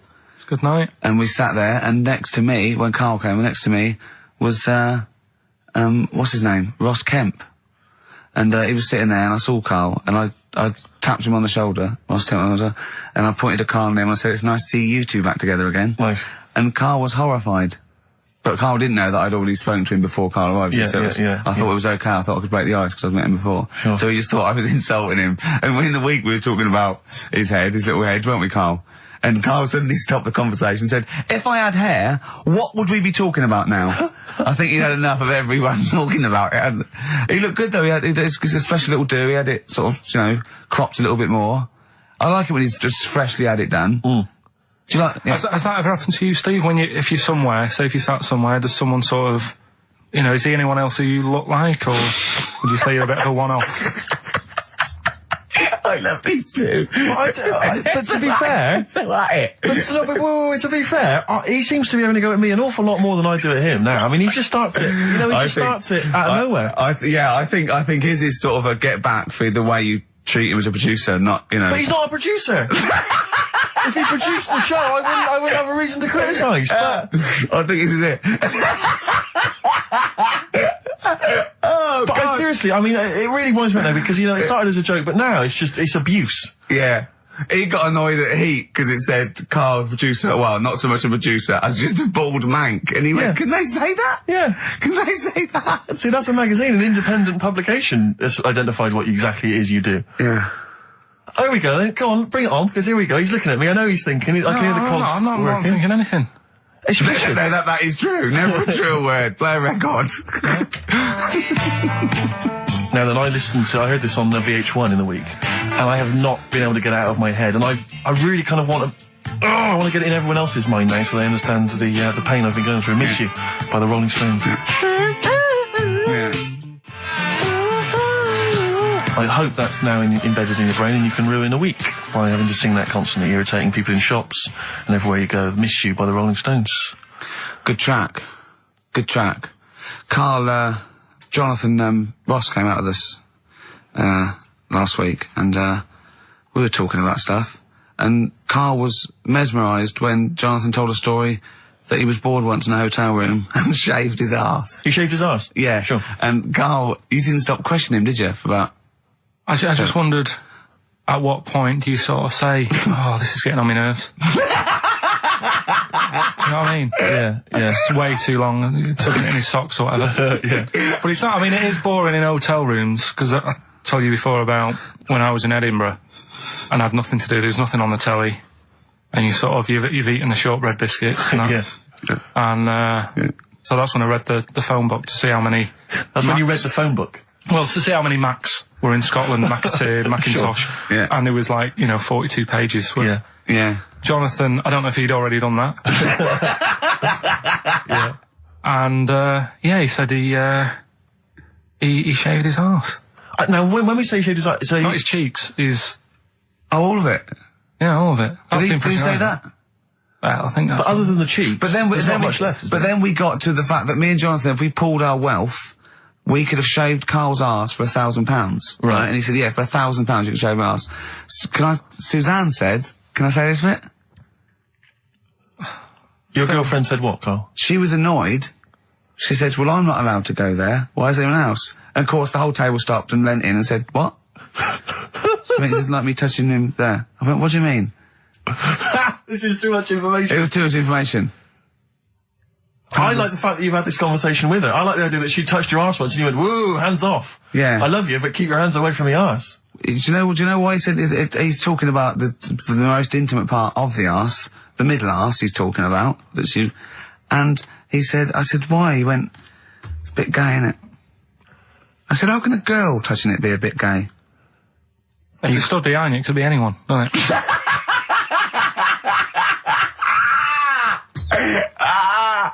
Oh, God. And it seemed, I mean, you can imagine the conversations we were having, right? And it's that thing that the waitress heard something every time she came over. She heard the word, like, cock or... Jonathan Ross saying, I shaved my arse. Yeah. And, oh, dear. But it was, it was a good night, wasn't it? So, it's the £1,000 now, isn't it? But presumably you give Suzanne half anyway, so everyone will be happy. You've used the arse to best effect. She's got half out of it, so she's made as much out of your arse as you have, in a sense. Me and Jonathan are happy. Yeah, but to be fair, it's his arse on the line.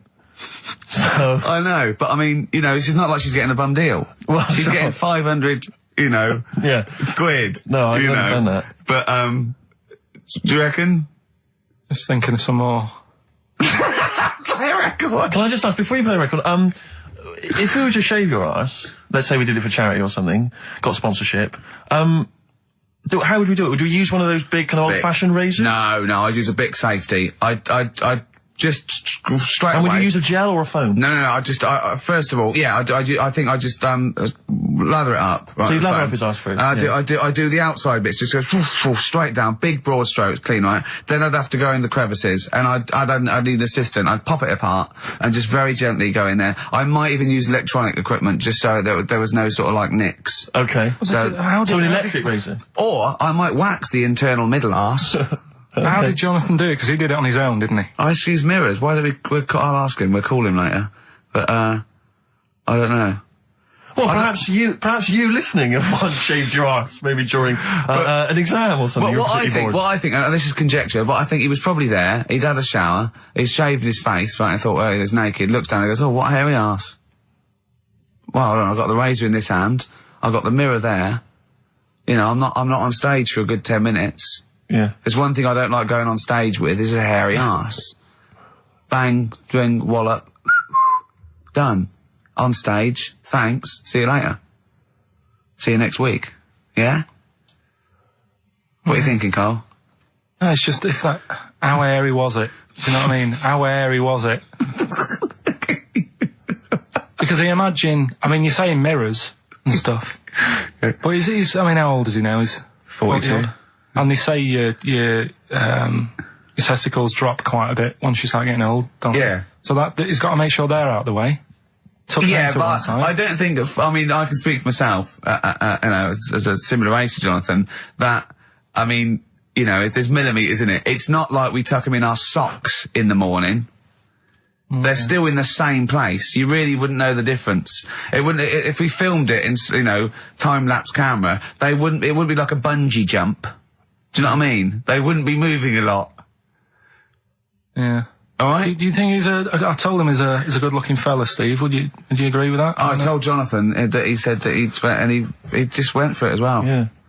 So you spent a lot of time picturing Jonathan's naked arse. You'd let him give you money for arse touchery. Yeah. Whereas your girlfriend's got no chance, and you're saying he's a good-looking man. Do you want to play a record and think about what you've done? Interesting. 50 Cent, 21 Questions, new single from him. Well, me and Karl got a joint favourite lyric now. I love you like a fat kid loves cake. Yeah. That's great, isn't it? I like it because it's funny and humorous and cheeky. You like it because it means something, don't you? You think that's the absolute truth. If someone was to say that to you, that would be the most romantic thing they could say in it, because it's... No, I'm just thinking what it means. It's like the Elephant Man, right? The Elephant Man, that's what he's called. Again, you know what you're going to get. The fat kid loves cake. You've said it all, you don't have to say any more. I can't believe it. I'll tell you what made his day the other day. I love it. Jonathan Ross said The Elephant Man is one of the best films ever made. Yeah. Endorsed by a celebrity. I know. Well, by a film buff, really. It is good though, isn't it? It is a very good film, yeah. We have got Cheeky Freak of the Week coming up. Right. There's been a lot of stuff going on this week. In the freak world? Yeah. Is it really? Yeah, there's loads. I mean, stuff that we can... The one that hasn't made it.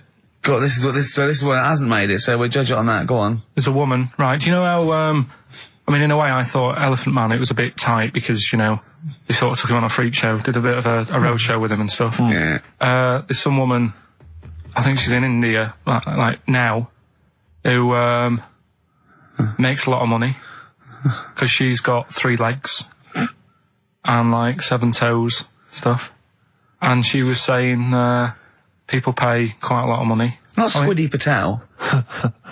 It's not that much money like compared to here, but over there it's like loads of money. Sure. And all you do is you go around to her house and you pay this lot of money, and people just go, oh, look at that. Extra leg. Extra leg. Right. It's quite a lot of money in that. So she hasn't even got to go out on the road anymore, like in the old days? No, People that's come what, to that's her. what annoyed me. It's like, well, you could get to them faster.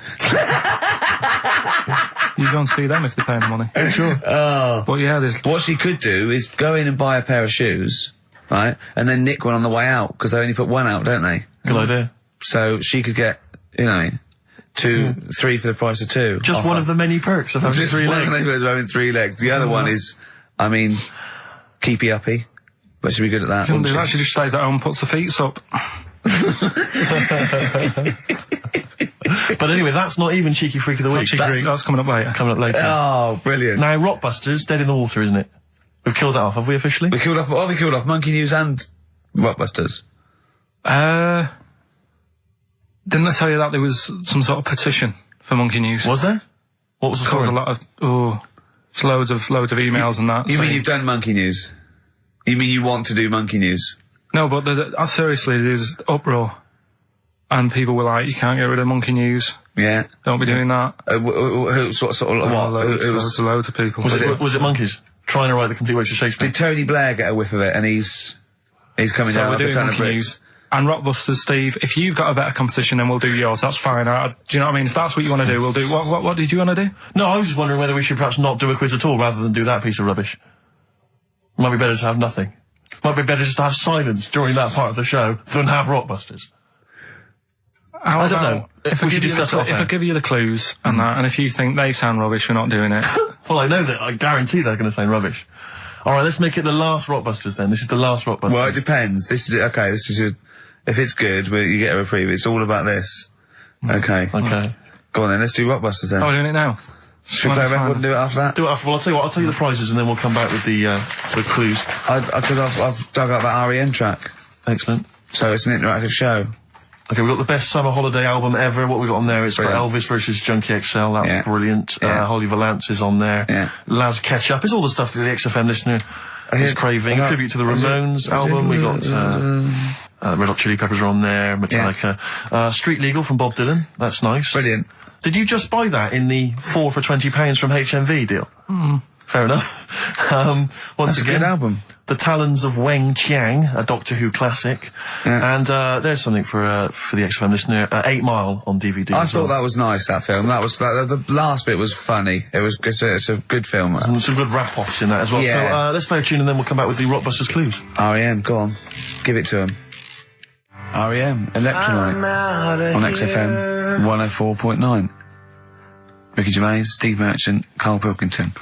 I walk down Oxford Street every day to go to the office, and it is like running the gauntlet in Gladiator. It's not only is it just like, you know, you have to dodge people and they're dawdling or rushing or, you know, keeping into the road to get past some people but avoiding taxis, but it's like hands everywhere, like leaflets. I don't know, there must be 1 million leaflets given out. It's all Mobile phones, sandwich shops. Teach yourself English. Yeah.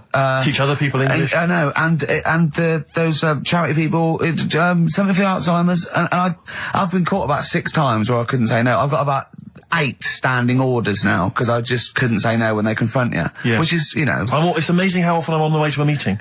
I'm always on the way to a meeting, and then I always feel guilty if I walk past them again 2 minutes later with a HMV bag. Yeah, full. Yeah, exactly, crammed with bargains. I know, yeah. No, it's actually weird. They're like zombies. It's like you're fighting them off. You need a flaming torch to get past them. Or if it's not them, it's tourists. Just constantly, excuse me, can you take my photo outside HMV? Or outside Topshop? That doesn't happen to me. Always seem to have tourists. Just in the way, just kind of dawdling, looking up at the buildings. I walk so fast. I walk so hard. I put my head down and I just try and walk so fast everywhere now. Because it's, But Oxford Street is just, it's unbelievable now, and I think it's age that I've started noticing it. Even if the window's open and I hear just like cars and they're on the mobile phone, it's the loudest place in the world. I don't know what we can do. Well, isn't it one of the busiest streets in, is it either the world the universe? It is mental. I think if we carpeted it, that would and put some curtains up, it would just deaden. It's like pubs with those polished floors and metal tables, and everyone's having to talk like that to be heard. The jukebox is quite loud, and I want to go just turn everything down. Let's put some carpet down. Just talk quietly like this. Put the music down a little bit. We'll have a good time. I've never quite understood that impulse. I don't again if it's age where you go in a club or a pub, as you say, and the music's just slightly too loud, so it just makes everything slightly tricky. It's slightly tricky to have a conversation. But what annoys me is when it's for the amusement of the barman or barmaid. If they're bored, they're in a pub, they've got the music up, their music up, right, techno blaring, right, they've got a telly on watching a soap opera, and I want to go, choose one or the other. I mean, what are you watching? I got a minicab last night. I imagine you don't travel in minicabs, but the guy driving, one of those guys, I know he's driving a cab on a Friday night. Okay, no one wants to be doing that. And he had one of those phone, the little earpieces that you put in, so it looks like they're talking to themselves. And he's there, and he goes, where are you going? I went, crouching. He went, well, and he's chatting on his mobile phone the whole time. His voice was so loud, he had the radio on as well, and he wasn't concentrating on the road. I just thought, look, I'm paying you £10 here to take me somewhere. Please, just stop chatting or arranging your social life for 2 minutes. Get me to my destination safely, and then you can resume your conversation. My favourite one is I'm going to so-and-so terrace, please. Where's that? I want to go, right, you're not taking me then. I mean, I don't know. I don't know. Exactly. I don't drive. I'm paying you. That's why I'm paying you. That's got to be part of the service. But, I mean, I know people who've been in many cabs, didn't know where I was, and didn't have an A to Z. No, I was in East London once. I said to him, I'm going to North London. He went, where specifically? I went, Swiss Cottage. He went, sure. I said, do you know the way? He went, yeah. Set off. Along the way, he went, do you know the way? I said, well, I thought you knew. I said, have you not got an A to Z? He went, no. He was one of those guys who'd just taken his car out middle of the night. That was all he had. All he had, all his credentials were he had a car. No map, no torch. The two other things I bring with me. And he said, so we're driving along. He went, I could probably get you to Camden. I was like, okay. He went, it's a start. I mean, that is the start. Exactly. He went, do you know the way to Camden? I thought, pull over. It's not worth it. I'd rather hitchhike. I'd rather walk. Ludicrous. Those people who just go out. Yeah, they just take a car out to earn a fiver. I bought a car. Oh, have you ever done that? No, well, I'm sick of living here. And you say about people hassling you. When you say here, you mean the world, don't you? No, just in London is doing me head in now. The other week, actually, walking on from here, and like you say, there's always someone hassling you, saying, do you want to buy this? Do you want one of these?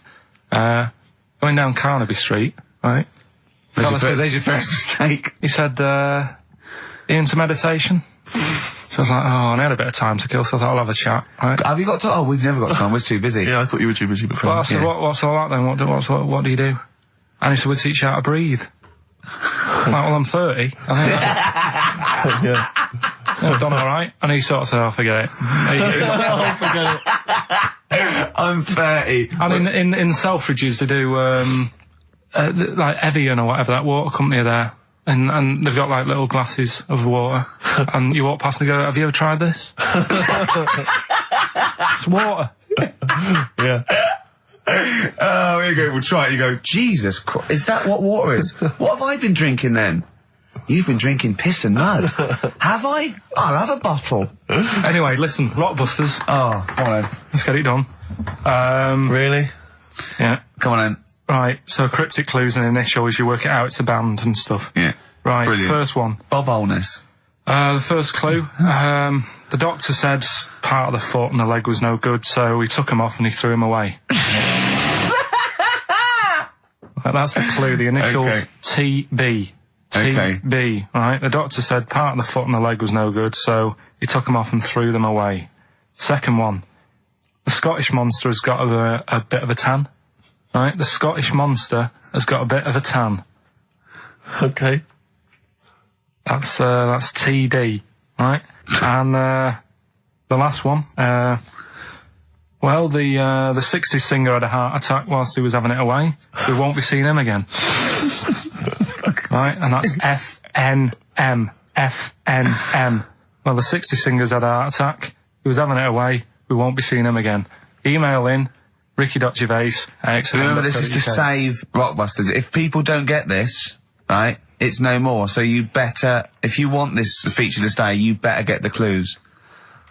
Right? Good work, Carl. We'll give those clues again after the next tune. What are we playing? And listen, Yeah. Oh, you love it, don't you? You love it. Good, it's a good stomping pop #1 rock. XFM. Jane's Addiction, just because I think things are rocking up. They are indeed. Rocking up in the land this year, Steve. Yes, that's good news, I think. Evanescence, them, The Darkness, rock-tastic. XFM 104.9, Ricky Gervais, Steve Merchant, and Karl Pilkington of A Saturday. Can I just say that the shaving your arse feature from earlier, if you missed that was 1:30. That was a discussion on shaving your arse. Yeah. It was great stuff. That seems to have caught the public imagination. Yeah. We've had so many emails. We've had someone telling us exactly how to shave your arse. Yeah. So if you need that information, I can probably forward it to you. Well, I think this will be the year of rock and arse. Exactly. But it's extraordinary how, just a simple discussion like that you would think perhaps was crass, crude. Mind you, our listeners do like Karl talking about monkeys. Sure. Do you know what I mean? Yeah. It's not like it's something to be proud of. It's not like we changed a nation or freed a people or found a cure for something. We hit them in their, at their level with monkeys and arses. Yeah, exactly. It's what our listeners love. Yeah. Monkeys and arses. Yeah. We should put that on the poster. And they go together, because I joined the zoo last Sunday, went down and became friends of the zoo, right? Oh, well, I thought maybe you had to sit in a cage for that thing happened. I went straight for the chimps, of course, right? And there's sort of like 3 sort of big sort of adult ones there, and there's people with their kids, and I could see the people just putting their kids away as one of them went up and started putting his face up the other one's arse. Sure. And it was sort of like, I just can't be bothered to explain this to my children. Exactly. So I wanted people just moving away. Oh, come on then. There's the lions. You're going to have a look at the lions. Yeah. What are they doing? They're just sniffing each other's asses. Yeah. Yes.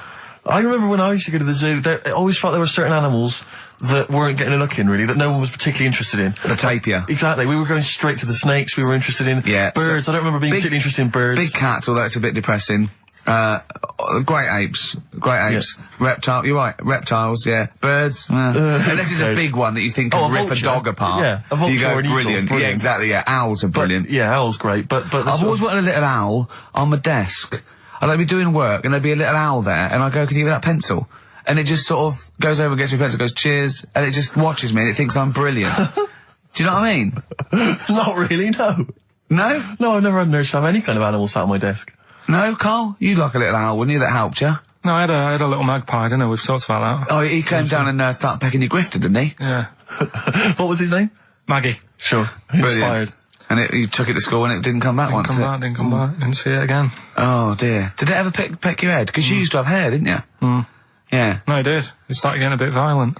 Really? Yeah.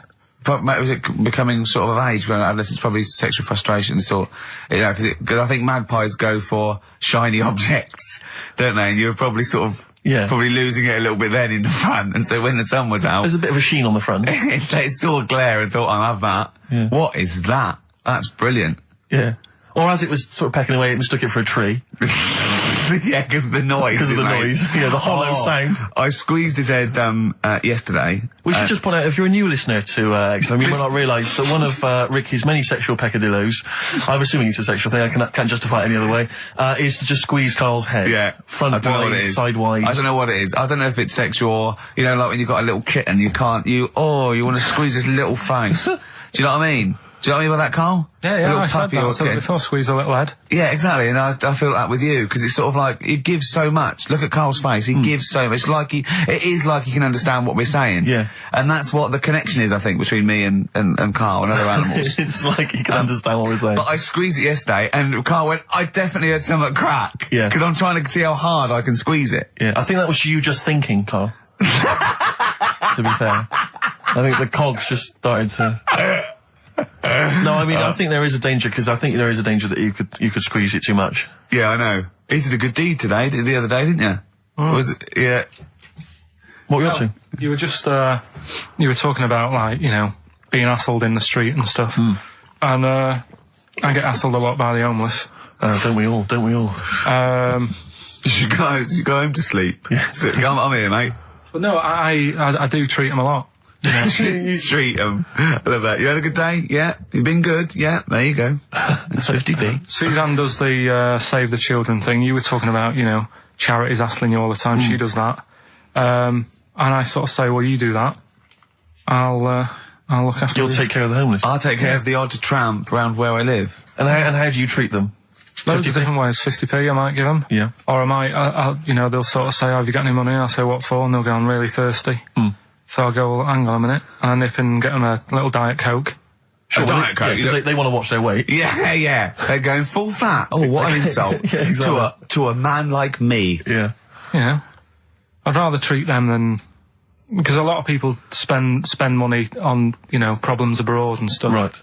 Oh, I just think, Yeah, famine relief. I'm just saying. Oh, God. Like what? What do you mean? Like famine relief? Well, you do get sick of it, don't you? You know what I mean? It's that... You get sick of it. No, I'm just saying. Wait. Go on. I'm just... I know, just let whatever you do now, Steve, don't interrupt, because I'm scared, but I just think it's worth it.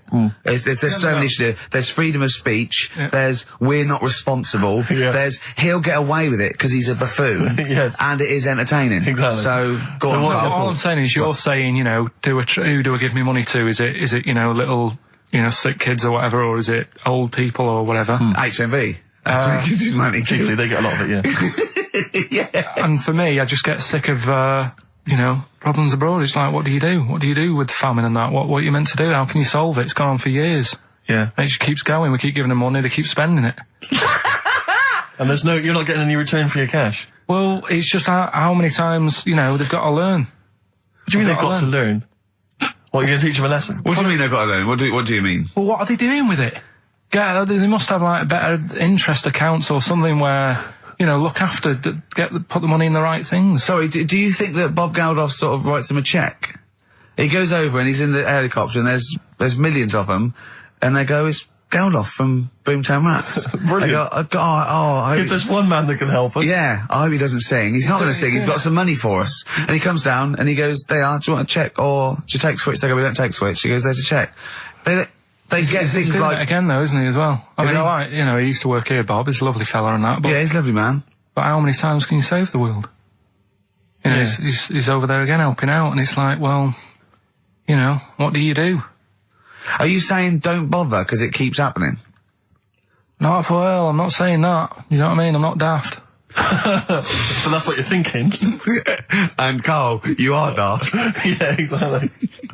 I don't know what the answer is. Do you know what I mean? So you're just saying wash your hands of the whole affair, leave them to it? Yeah. Sure. Are you really just saying it's nature, it's tough luck, just don't interfere? Like a wildlife programme. Is that what you're saying? Don't interfere. Are you basically saying it's not my concern? This has got a bit heavy. Can we do Cheeky Freak of the Week? Let's play a record.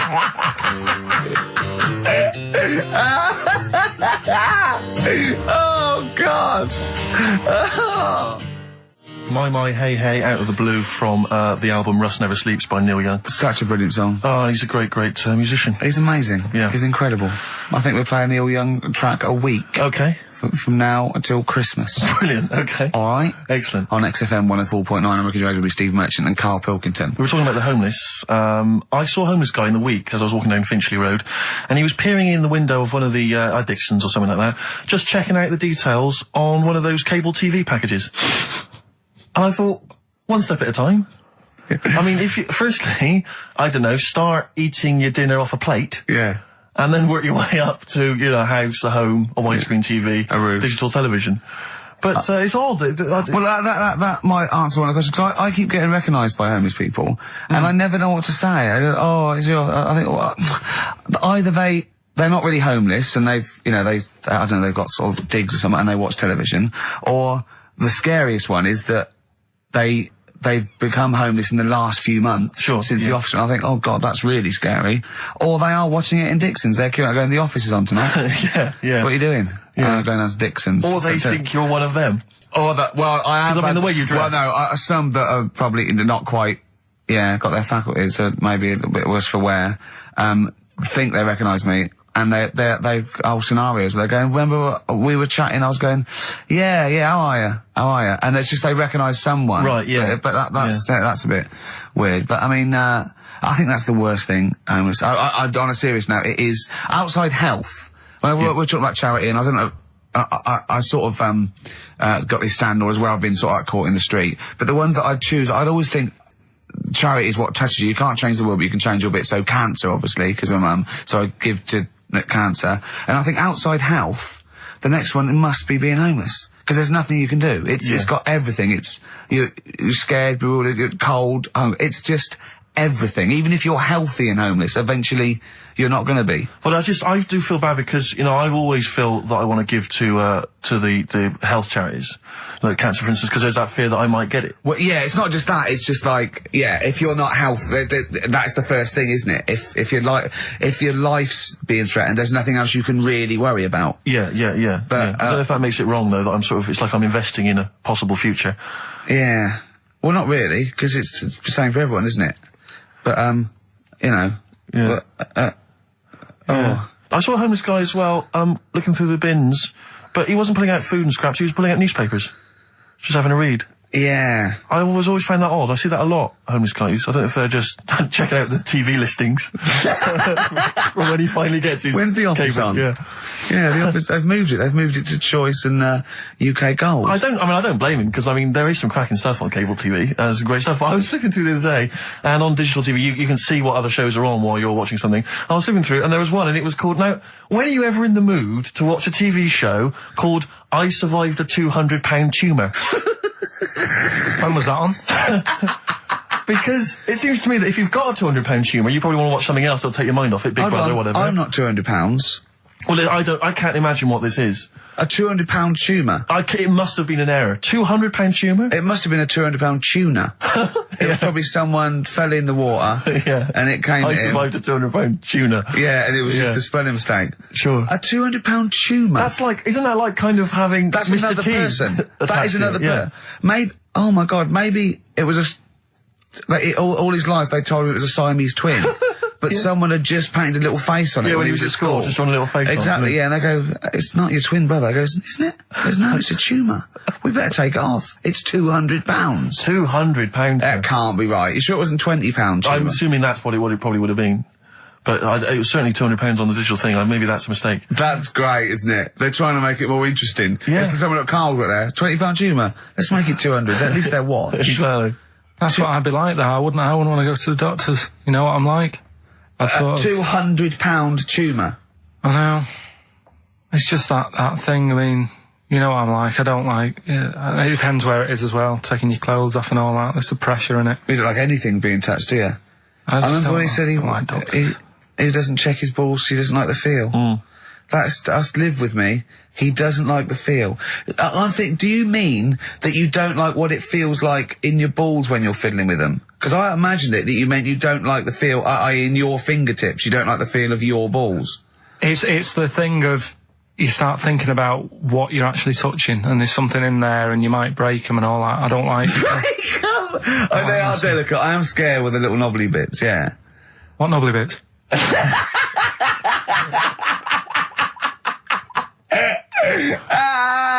But I'll tell you what, it's that thought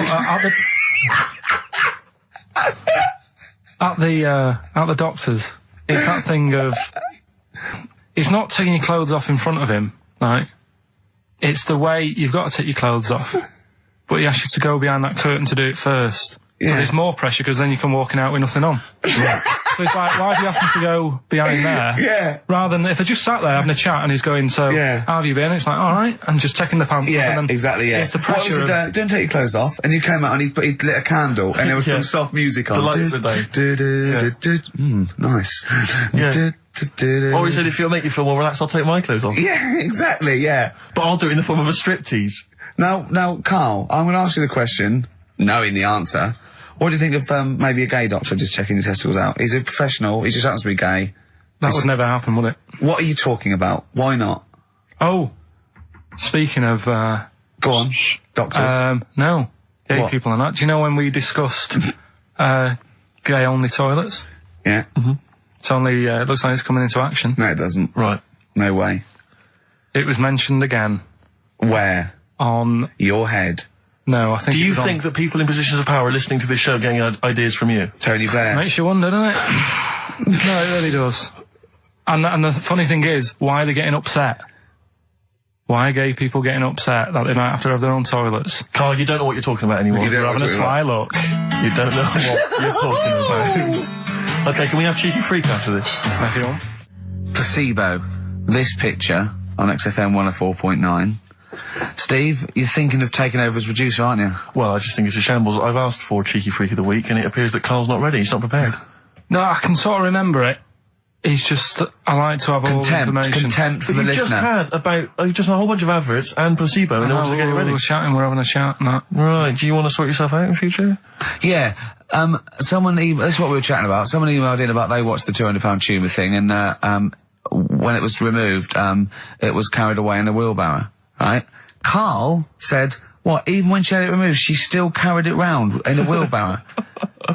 And he went, I thought it's sort of like she'd become attached to it. You definitely are my favourite thing in the world. It's great. Look at the way he's looking back. But I think they're all the same. The people, I mean, I have had more emails about people saying I watched the £200 tumour and I shaved me arse than anything else. When we ask questions about science, Shakespeare, we talk, yeah. Nothing. Science concept. We talk about political issues. One person emailed in. They said I tuned into the £200 tumour documentary. It looked disgusting. I couldn't watch for long. What were you expecting? Yeah, that they might sing and dance, do a little show for you. Anyway, so these are really your listeners, Karl. Now, I think do you know what I mean? You find your niche, you attract your. I think me and Steve are pretty much just here. I think the people that we had in the early days, Rick, they've long since abandoned us. They jumped ship. They've got jobs. Yeah, they've got jobs. They're out now. They've been released. Exactly. Yeah, they're getting their life back together. Carl, Karl. what's the situation with Cheeky Freak? I've got like a couple of bits. Like I say, I haven't got the in-depth stuff that I know. Oh no, because usually it's it's pretty scientific. Exactly. Yeah. Do the jingle. We've come up with a new one, haven't we? The Freak, say chic. Cheeky Freak of the Week. Right. Well, couple of bits. I don't know which one to use as the main feature for this week. It's not good, is it? Well, there's been another one born. What? Little kid. Who on? 4 eyes. Insult. Just a guy who wears glasses. Come on. 4 eyes, 2 noses, 2 mouths. That's weird, isn't it? This bloke, did he also have 2 heads, 2 bodies? Sort of born sort of slightly separately? He wasn't stood next to a mirror? No. It's weird, that, isn't it? That's all you've got. I love that. That's weird. That. Imagine the doctor said that. Well, Mrs. Parks, kid's got 4 eyes and 2 noses. Weird, isn't it? Any clues? Yeah. Any clues? So that's it. That's all the information. Well, I'll tell you what, that shouldn't be the main one. Okay, I've answered your question. But like I say, what's the idea of this feature? What do I say all the time? Dunno. I always say, think about it. Think about what that would be like. Okay. What? Giving birth to him? No. Being, I think it's a girl. Being like her. 2 mouths. 4 eyes. What would that be like? Mad, innit? I don't know what this feature is. I don't know why. Is there another one? Is that, you said that? I mean, I hope everyone took the opportunity there during that silence to just think about what it would be like. I know I was. What? Could she talk with a mouthful? What? Is that allowed? Because she's got 2 mouths. Yeah. Would that be alright in her house? She'd be eating Yeah, she could talk with one mouth and eat with the other, I well, suppose. listen, the main one, right? You've thought about that. That's good. The main Cheeky Freak of the Week. I haven't got all the details. Smallest person ever. Right? How big would you say that is? Karl is now sort of like holding his hands up like a fisherman, long ways. That's about 1 foot. Right. Smallest man in the world. I printed the thing off and I can't find it. There's a little picture of him. Right? The odd thing was... But why have you asked me how... Did it say, or was it a picture of him? I didn't really read it. Of course you didn't. Of course you didn't. Jesus. I just saw it and thought, that's... What, you assumed it was natural size? It was that big. But what do you mean it was that big? Little fella, like that. But why are you doing that? What? It was a page with a little fella. How do you know that was natural size? No, it was, because he said it's world's smallest man. And the funny thing is, I've read the first line. I always read the first line. It said, "World's smallest man." Well done. The weird thing is, it got an head like a light bulb. The shape of it, apparently. I don't know if that's got anything to do with his shape and size. God. That big. His name's Mr. Watts. And the annoying thing is, what got me is, if you're that big, right, don't have your picture taken next to a fruit bowl. Why was he having his photo taken next to a fruit bowl? Don't know. Whoever the photographer was, obviously having a bit of a laugh. Yeah. At his expense. Because you would just stand in the middle of nowhere, you'd look normal and that, but he was stood there, just leaning on an apple. Leaning on an apple? What is this? In what world do you inhabit? This was on the internet. Leaning on an apple? Was it Tom Thumb? What is this? Are you sure it wasn't some sort of sci-fi show they're advertising? No, it was leaning on it. Can you just lean on the apple? Just lean on the apple there. Do me a favour, you stand next to my chihuahua. You're not taking the piss, are you? No, not at all, no. Would you mind leaning on this matchbox? Yeah. Leaning on an apple. And that's what, so it just said there's the world's smallest man leaning on an apple. Smallest man, said about his head being like a light bulb. I don't know what that meant. And I just thought, right, that'll do. That's that sorted. Cheeky Rig of the Week done. I think that was on like Monday. Right? I found that. I thought that's done. Printed it off. Forgot to get it off the photocopier. Someone's nicked it. Play a record. You got to... You know, it's just... Steve. No, can I just say, no, Carl, please, no if point. I say, let's have Cheeky Freak of the Week, and you haven't done your research, you haven't got the information, just tell us you can't do it. But don't lead us on. Don't say this on charade. radio. Hold your hand up to me and go, how tall is that? It's nothing. That's this is radio. Nothing. It's nothing. I think it was that big because he was leaning on an apple. It's not enough information. But, imagine Trevor McDonald coming on, going, some news, some stuff. How big's that? How big do you think that is? Yeah. Because there was a fella, coming up after Chris Tarrant. Play a record. I'm angry. I'm actually angry. And if Monkey News is in any way similar, you've really pulled your finger out with that, have you? Mm-hmm. Good. Let's have Rockbusters answers next. Supersonic. Oasis on XFM 104.9. Right. Getting through it. It's the Rockbusters. Right. It's the Rockbusters results, really, because this is a very important result. It's whether they stay in the Premiership or are relegated. This is the playoffs for Karl. Okay? You need 3 points. You need 3 points to stay up, Karl. Go on. Right, had a lot of right answers in that. Right, okay, that's in your favour, you know. Okay. The first clue was, the doctor said part of the foot and the leg was no good, so he took them off, he threw them away. Yeah. The initials TB. Yeah. Right? Go on. Tony Bennett. Alright, that's Tony Bennett. Tony Bennett. Tony Bennett. Yeah. Okay, that's a warning, that's a yellow card. That is a yellow card, but you can still get the points. Right. Because his name's not Bennett. Tony, brilliant.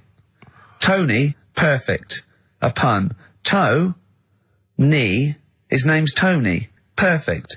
Bennett, no, his name's Bennett. See? Well, he's in London this week as well, so I don't know if it's sold out. I won't mind. Are you on drugs? Or did I actually crack your head? Did I actually give you some brain damage? Because you're worse than usual now. It's like, go on. Right, the second one. That Scottish fella. We've got to speed this show up. Hang on a minute, hang on. I've just got to make sure it's right. We don't want to look stupid. Right? That Scottish monster has got a bit of a tan. I don't think we can look stupid with material like this. TD, that Scottish monster's got a bit of a tan. The answer there, the darkness. I'll give you that. Right. Well done. And the last one. Goal. The 60s singer, he had a heart attack the other way whilst having it away. You won't be seeing him again. The initials FNM. That's Faith No More. Adam Faith. Right? No! Doesn't count! Why not? Adam Faith No More. Right? Adam Faith No More. So, sorry, what is the clue? Is the clue Adam Faith, or is it Faith No More? Just Faith, I suppose. Just Faith No More. He's a 60s singer. So we got that. That's that. Safe for next week. Who's the winner? What do you make of it? You've got the deciding vote, Rick. Well, come on. I mean, you know my feelings. I mean, it works, Faith No More, but he's mixed up what cryptic is and that, because the fella, I mean, Adam Faith did actually die having it away, didn't he? Yeah. So it's all about him. It's all right. All the facts are right. Anyway. Okay, I think he's got a reprieve. I think I'll give it to him. I think I've got to give it to him, Steve. I think I have. He actually pulled that out of the bag, that one. There's no Jamaican fellas seeing icebergs or, Whitney Houston. The closest he came to is Bennett, and I'll let him off that. I've got to be a fair ref here. Well, fair enough, and well done to, I'm always a fan of names that for some reason just strike me or tickle me. Yeah. And this week the lucky winner is, Dave Suckling. There's nothing amusing about that. Oh dear. So well done to Dave Suckling. Okay. Suckling wins it. Suckling takes the prize. He takes the prizes, and well done to him. I guess there's more of that next week, and we're fast approaching the end of the show, Rick. I know you are excited about that, as am I. Well, I know, but the best to come, because we've still got Bruce Springsteen coming up now, followed by Monkey News. All right, Monkey News. It's amazing. What an amazing show this is. Shake.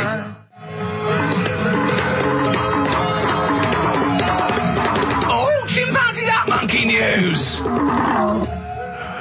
Excellent. So, Monkey News time on XFM.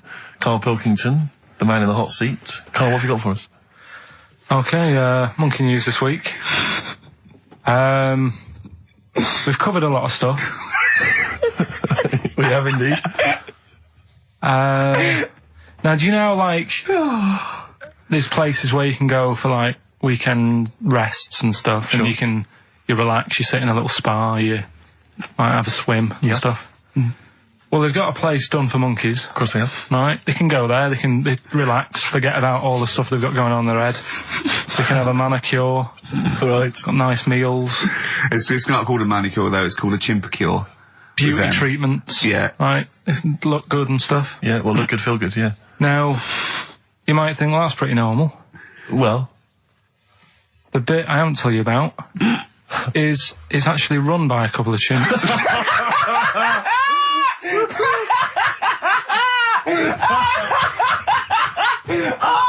Oh God! Oh God! Oh God! You're a maniac! Right. Oh, for Christ! Oh. Let's just... That's like a couple of chimps. Of course it's not. No, it is, because think about it, right? Not think about it. What do you mean, yes it is? Of course it's not run by a couple of chimps. What do they do, get a loan? Right, if a chimp wants Yeah. to have a rest, Yeah. where would you go to? A place that's run by humans that don't know what chimps' needs are?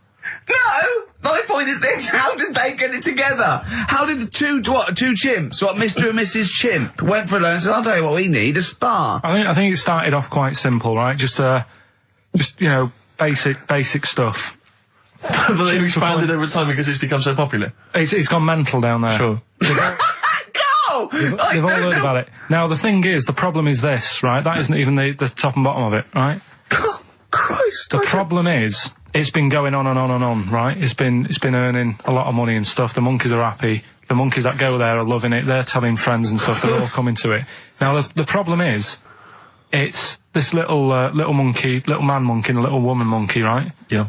They were sort of girlfriend and boyfriend. Sort of. It's an open relationship, they can play around if they want. Well, the problem is they're not married, right? Now, trouble brewing. the lad monkey, fella monkey, he's getting quite old. Mm. And the problem is, because it's his name that's down on all the stuff. All the forms. Let him finish. I'm getting scared now. Let him finish. It's his name on the business. And the problem is his missus is kind of like, what's going to happen? Sure. Where are you getting this from? Internet. Oh, I don't know where to start. No. This is the... Can we just hear the end? This is ridiculous. So the problem is, the female monkey is worried that the male monkey she's worried. What's going to happen with the business? What's going to happen? Of course. Right now. What do you mean the business? The health There isn't a business. It's a joke. Health Rick, spa. you're not listening. His name's on the form. The male monkey's name, it's in his name. Now the problem is, the woman monkey has got some kids, but because they're not blood relatives, it's not going to be handed down to them. And the court... They're kids from a previous monkey marriage? Yeah. Right. So they're not going to get it. And me just check this out. Yeah, otherwise you don't want to check the facts, otherwise you could look like a twat spouting shit on the radio. Please check the facts for scientific security. And they're just a bit worried because they're saying that the people in Ohio, which is where they've got the little health thing going on. So that makes it more believable that it's Ohio. Mm-hmm. I thought you meant it was Berkshire, in which case it would be rubbish. It looks like the local people are trying to get in there. They've seen the success of it. Sure. And they're trying to go in and take it over and stuff. Yeah. So... Give me the piece of paper. Throw it away. Play a record. That's the worst one I've ever heard. And there's something wrong with you. You're educationally subnormal. Final tune from us. Tim Buckley. Lovely song called Wings. Back next week? Yeah. Yeah. See you, Carl.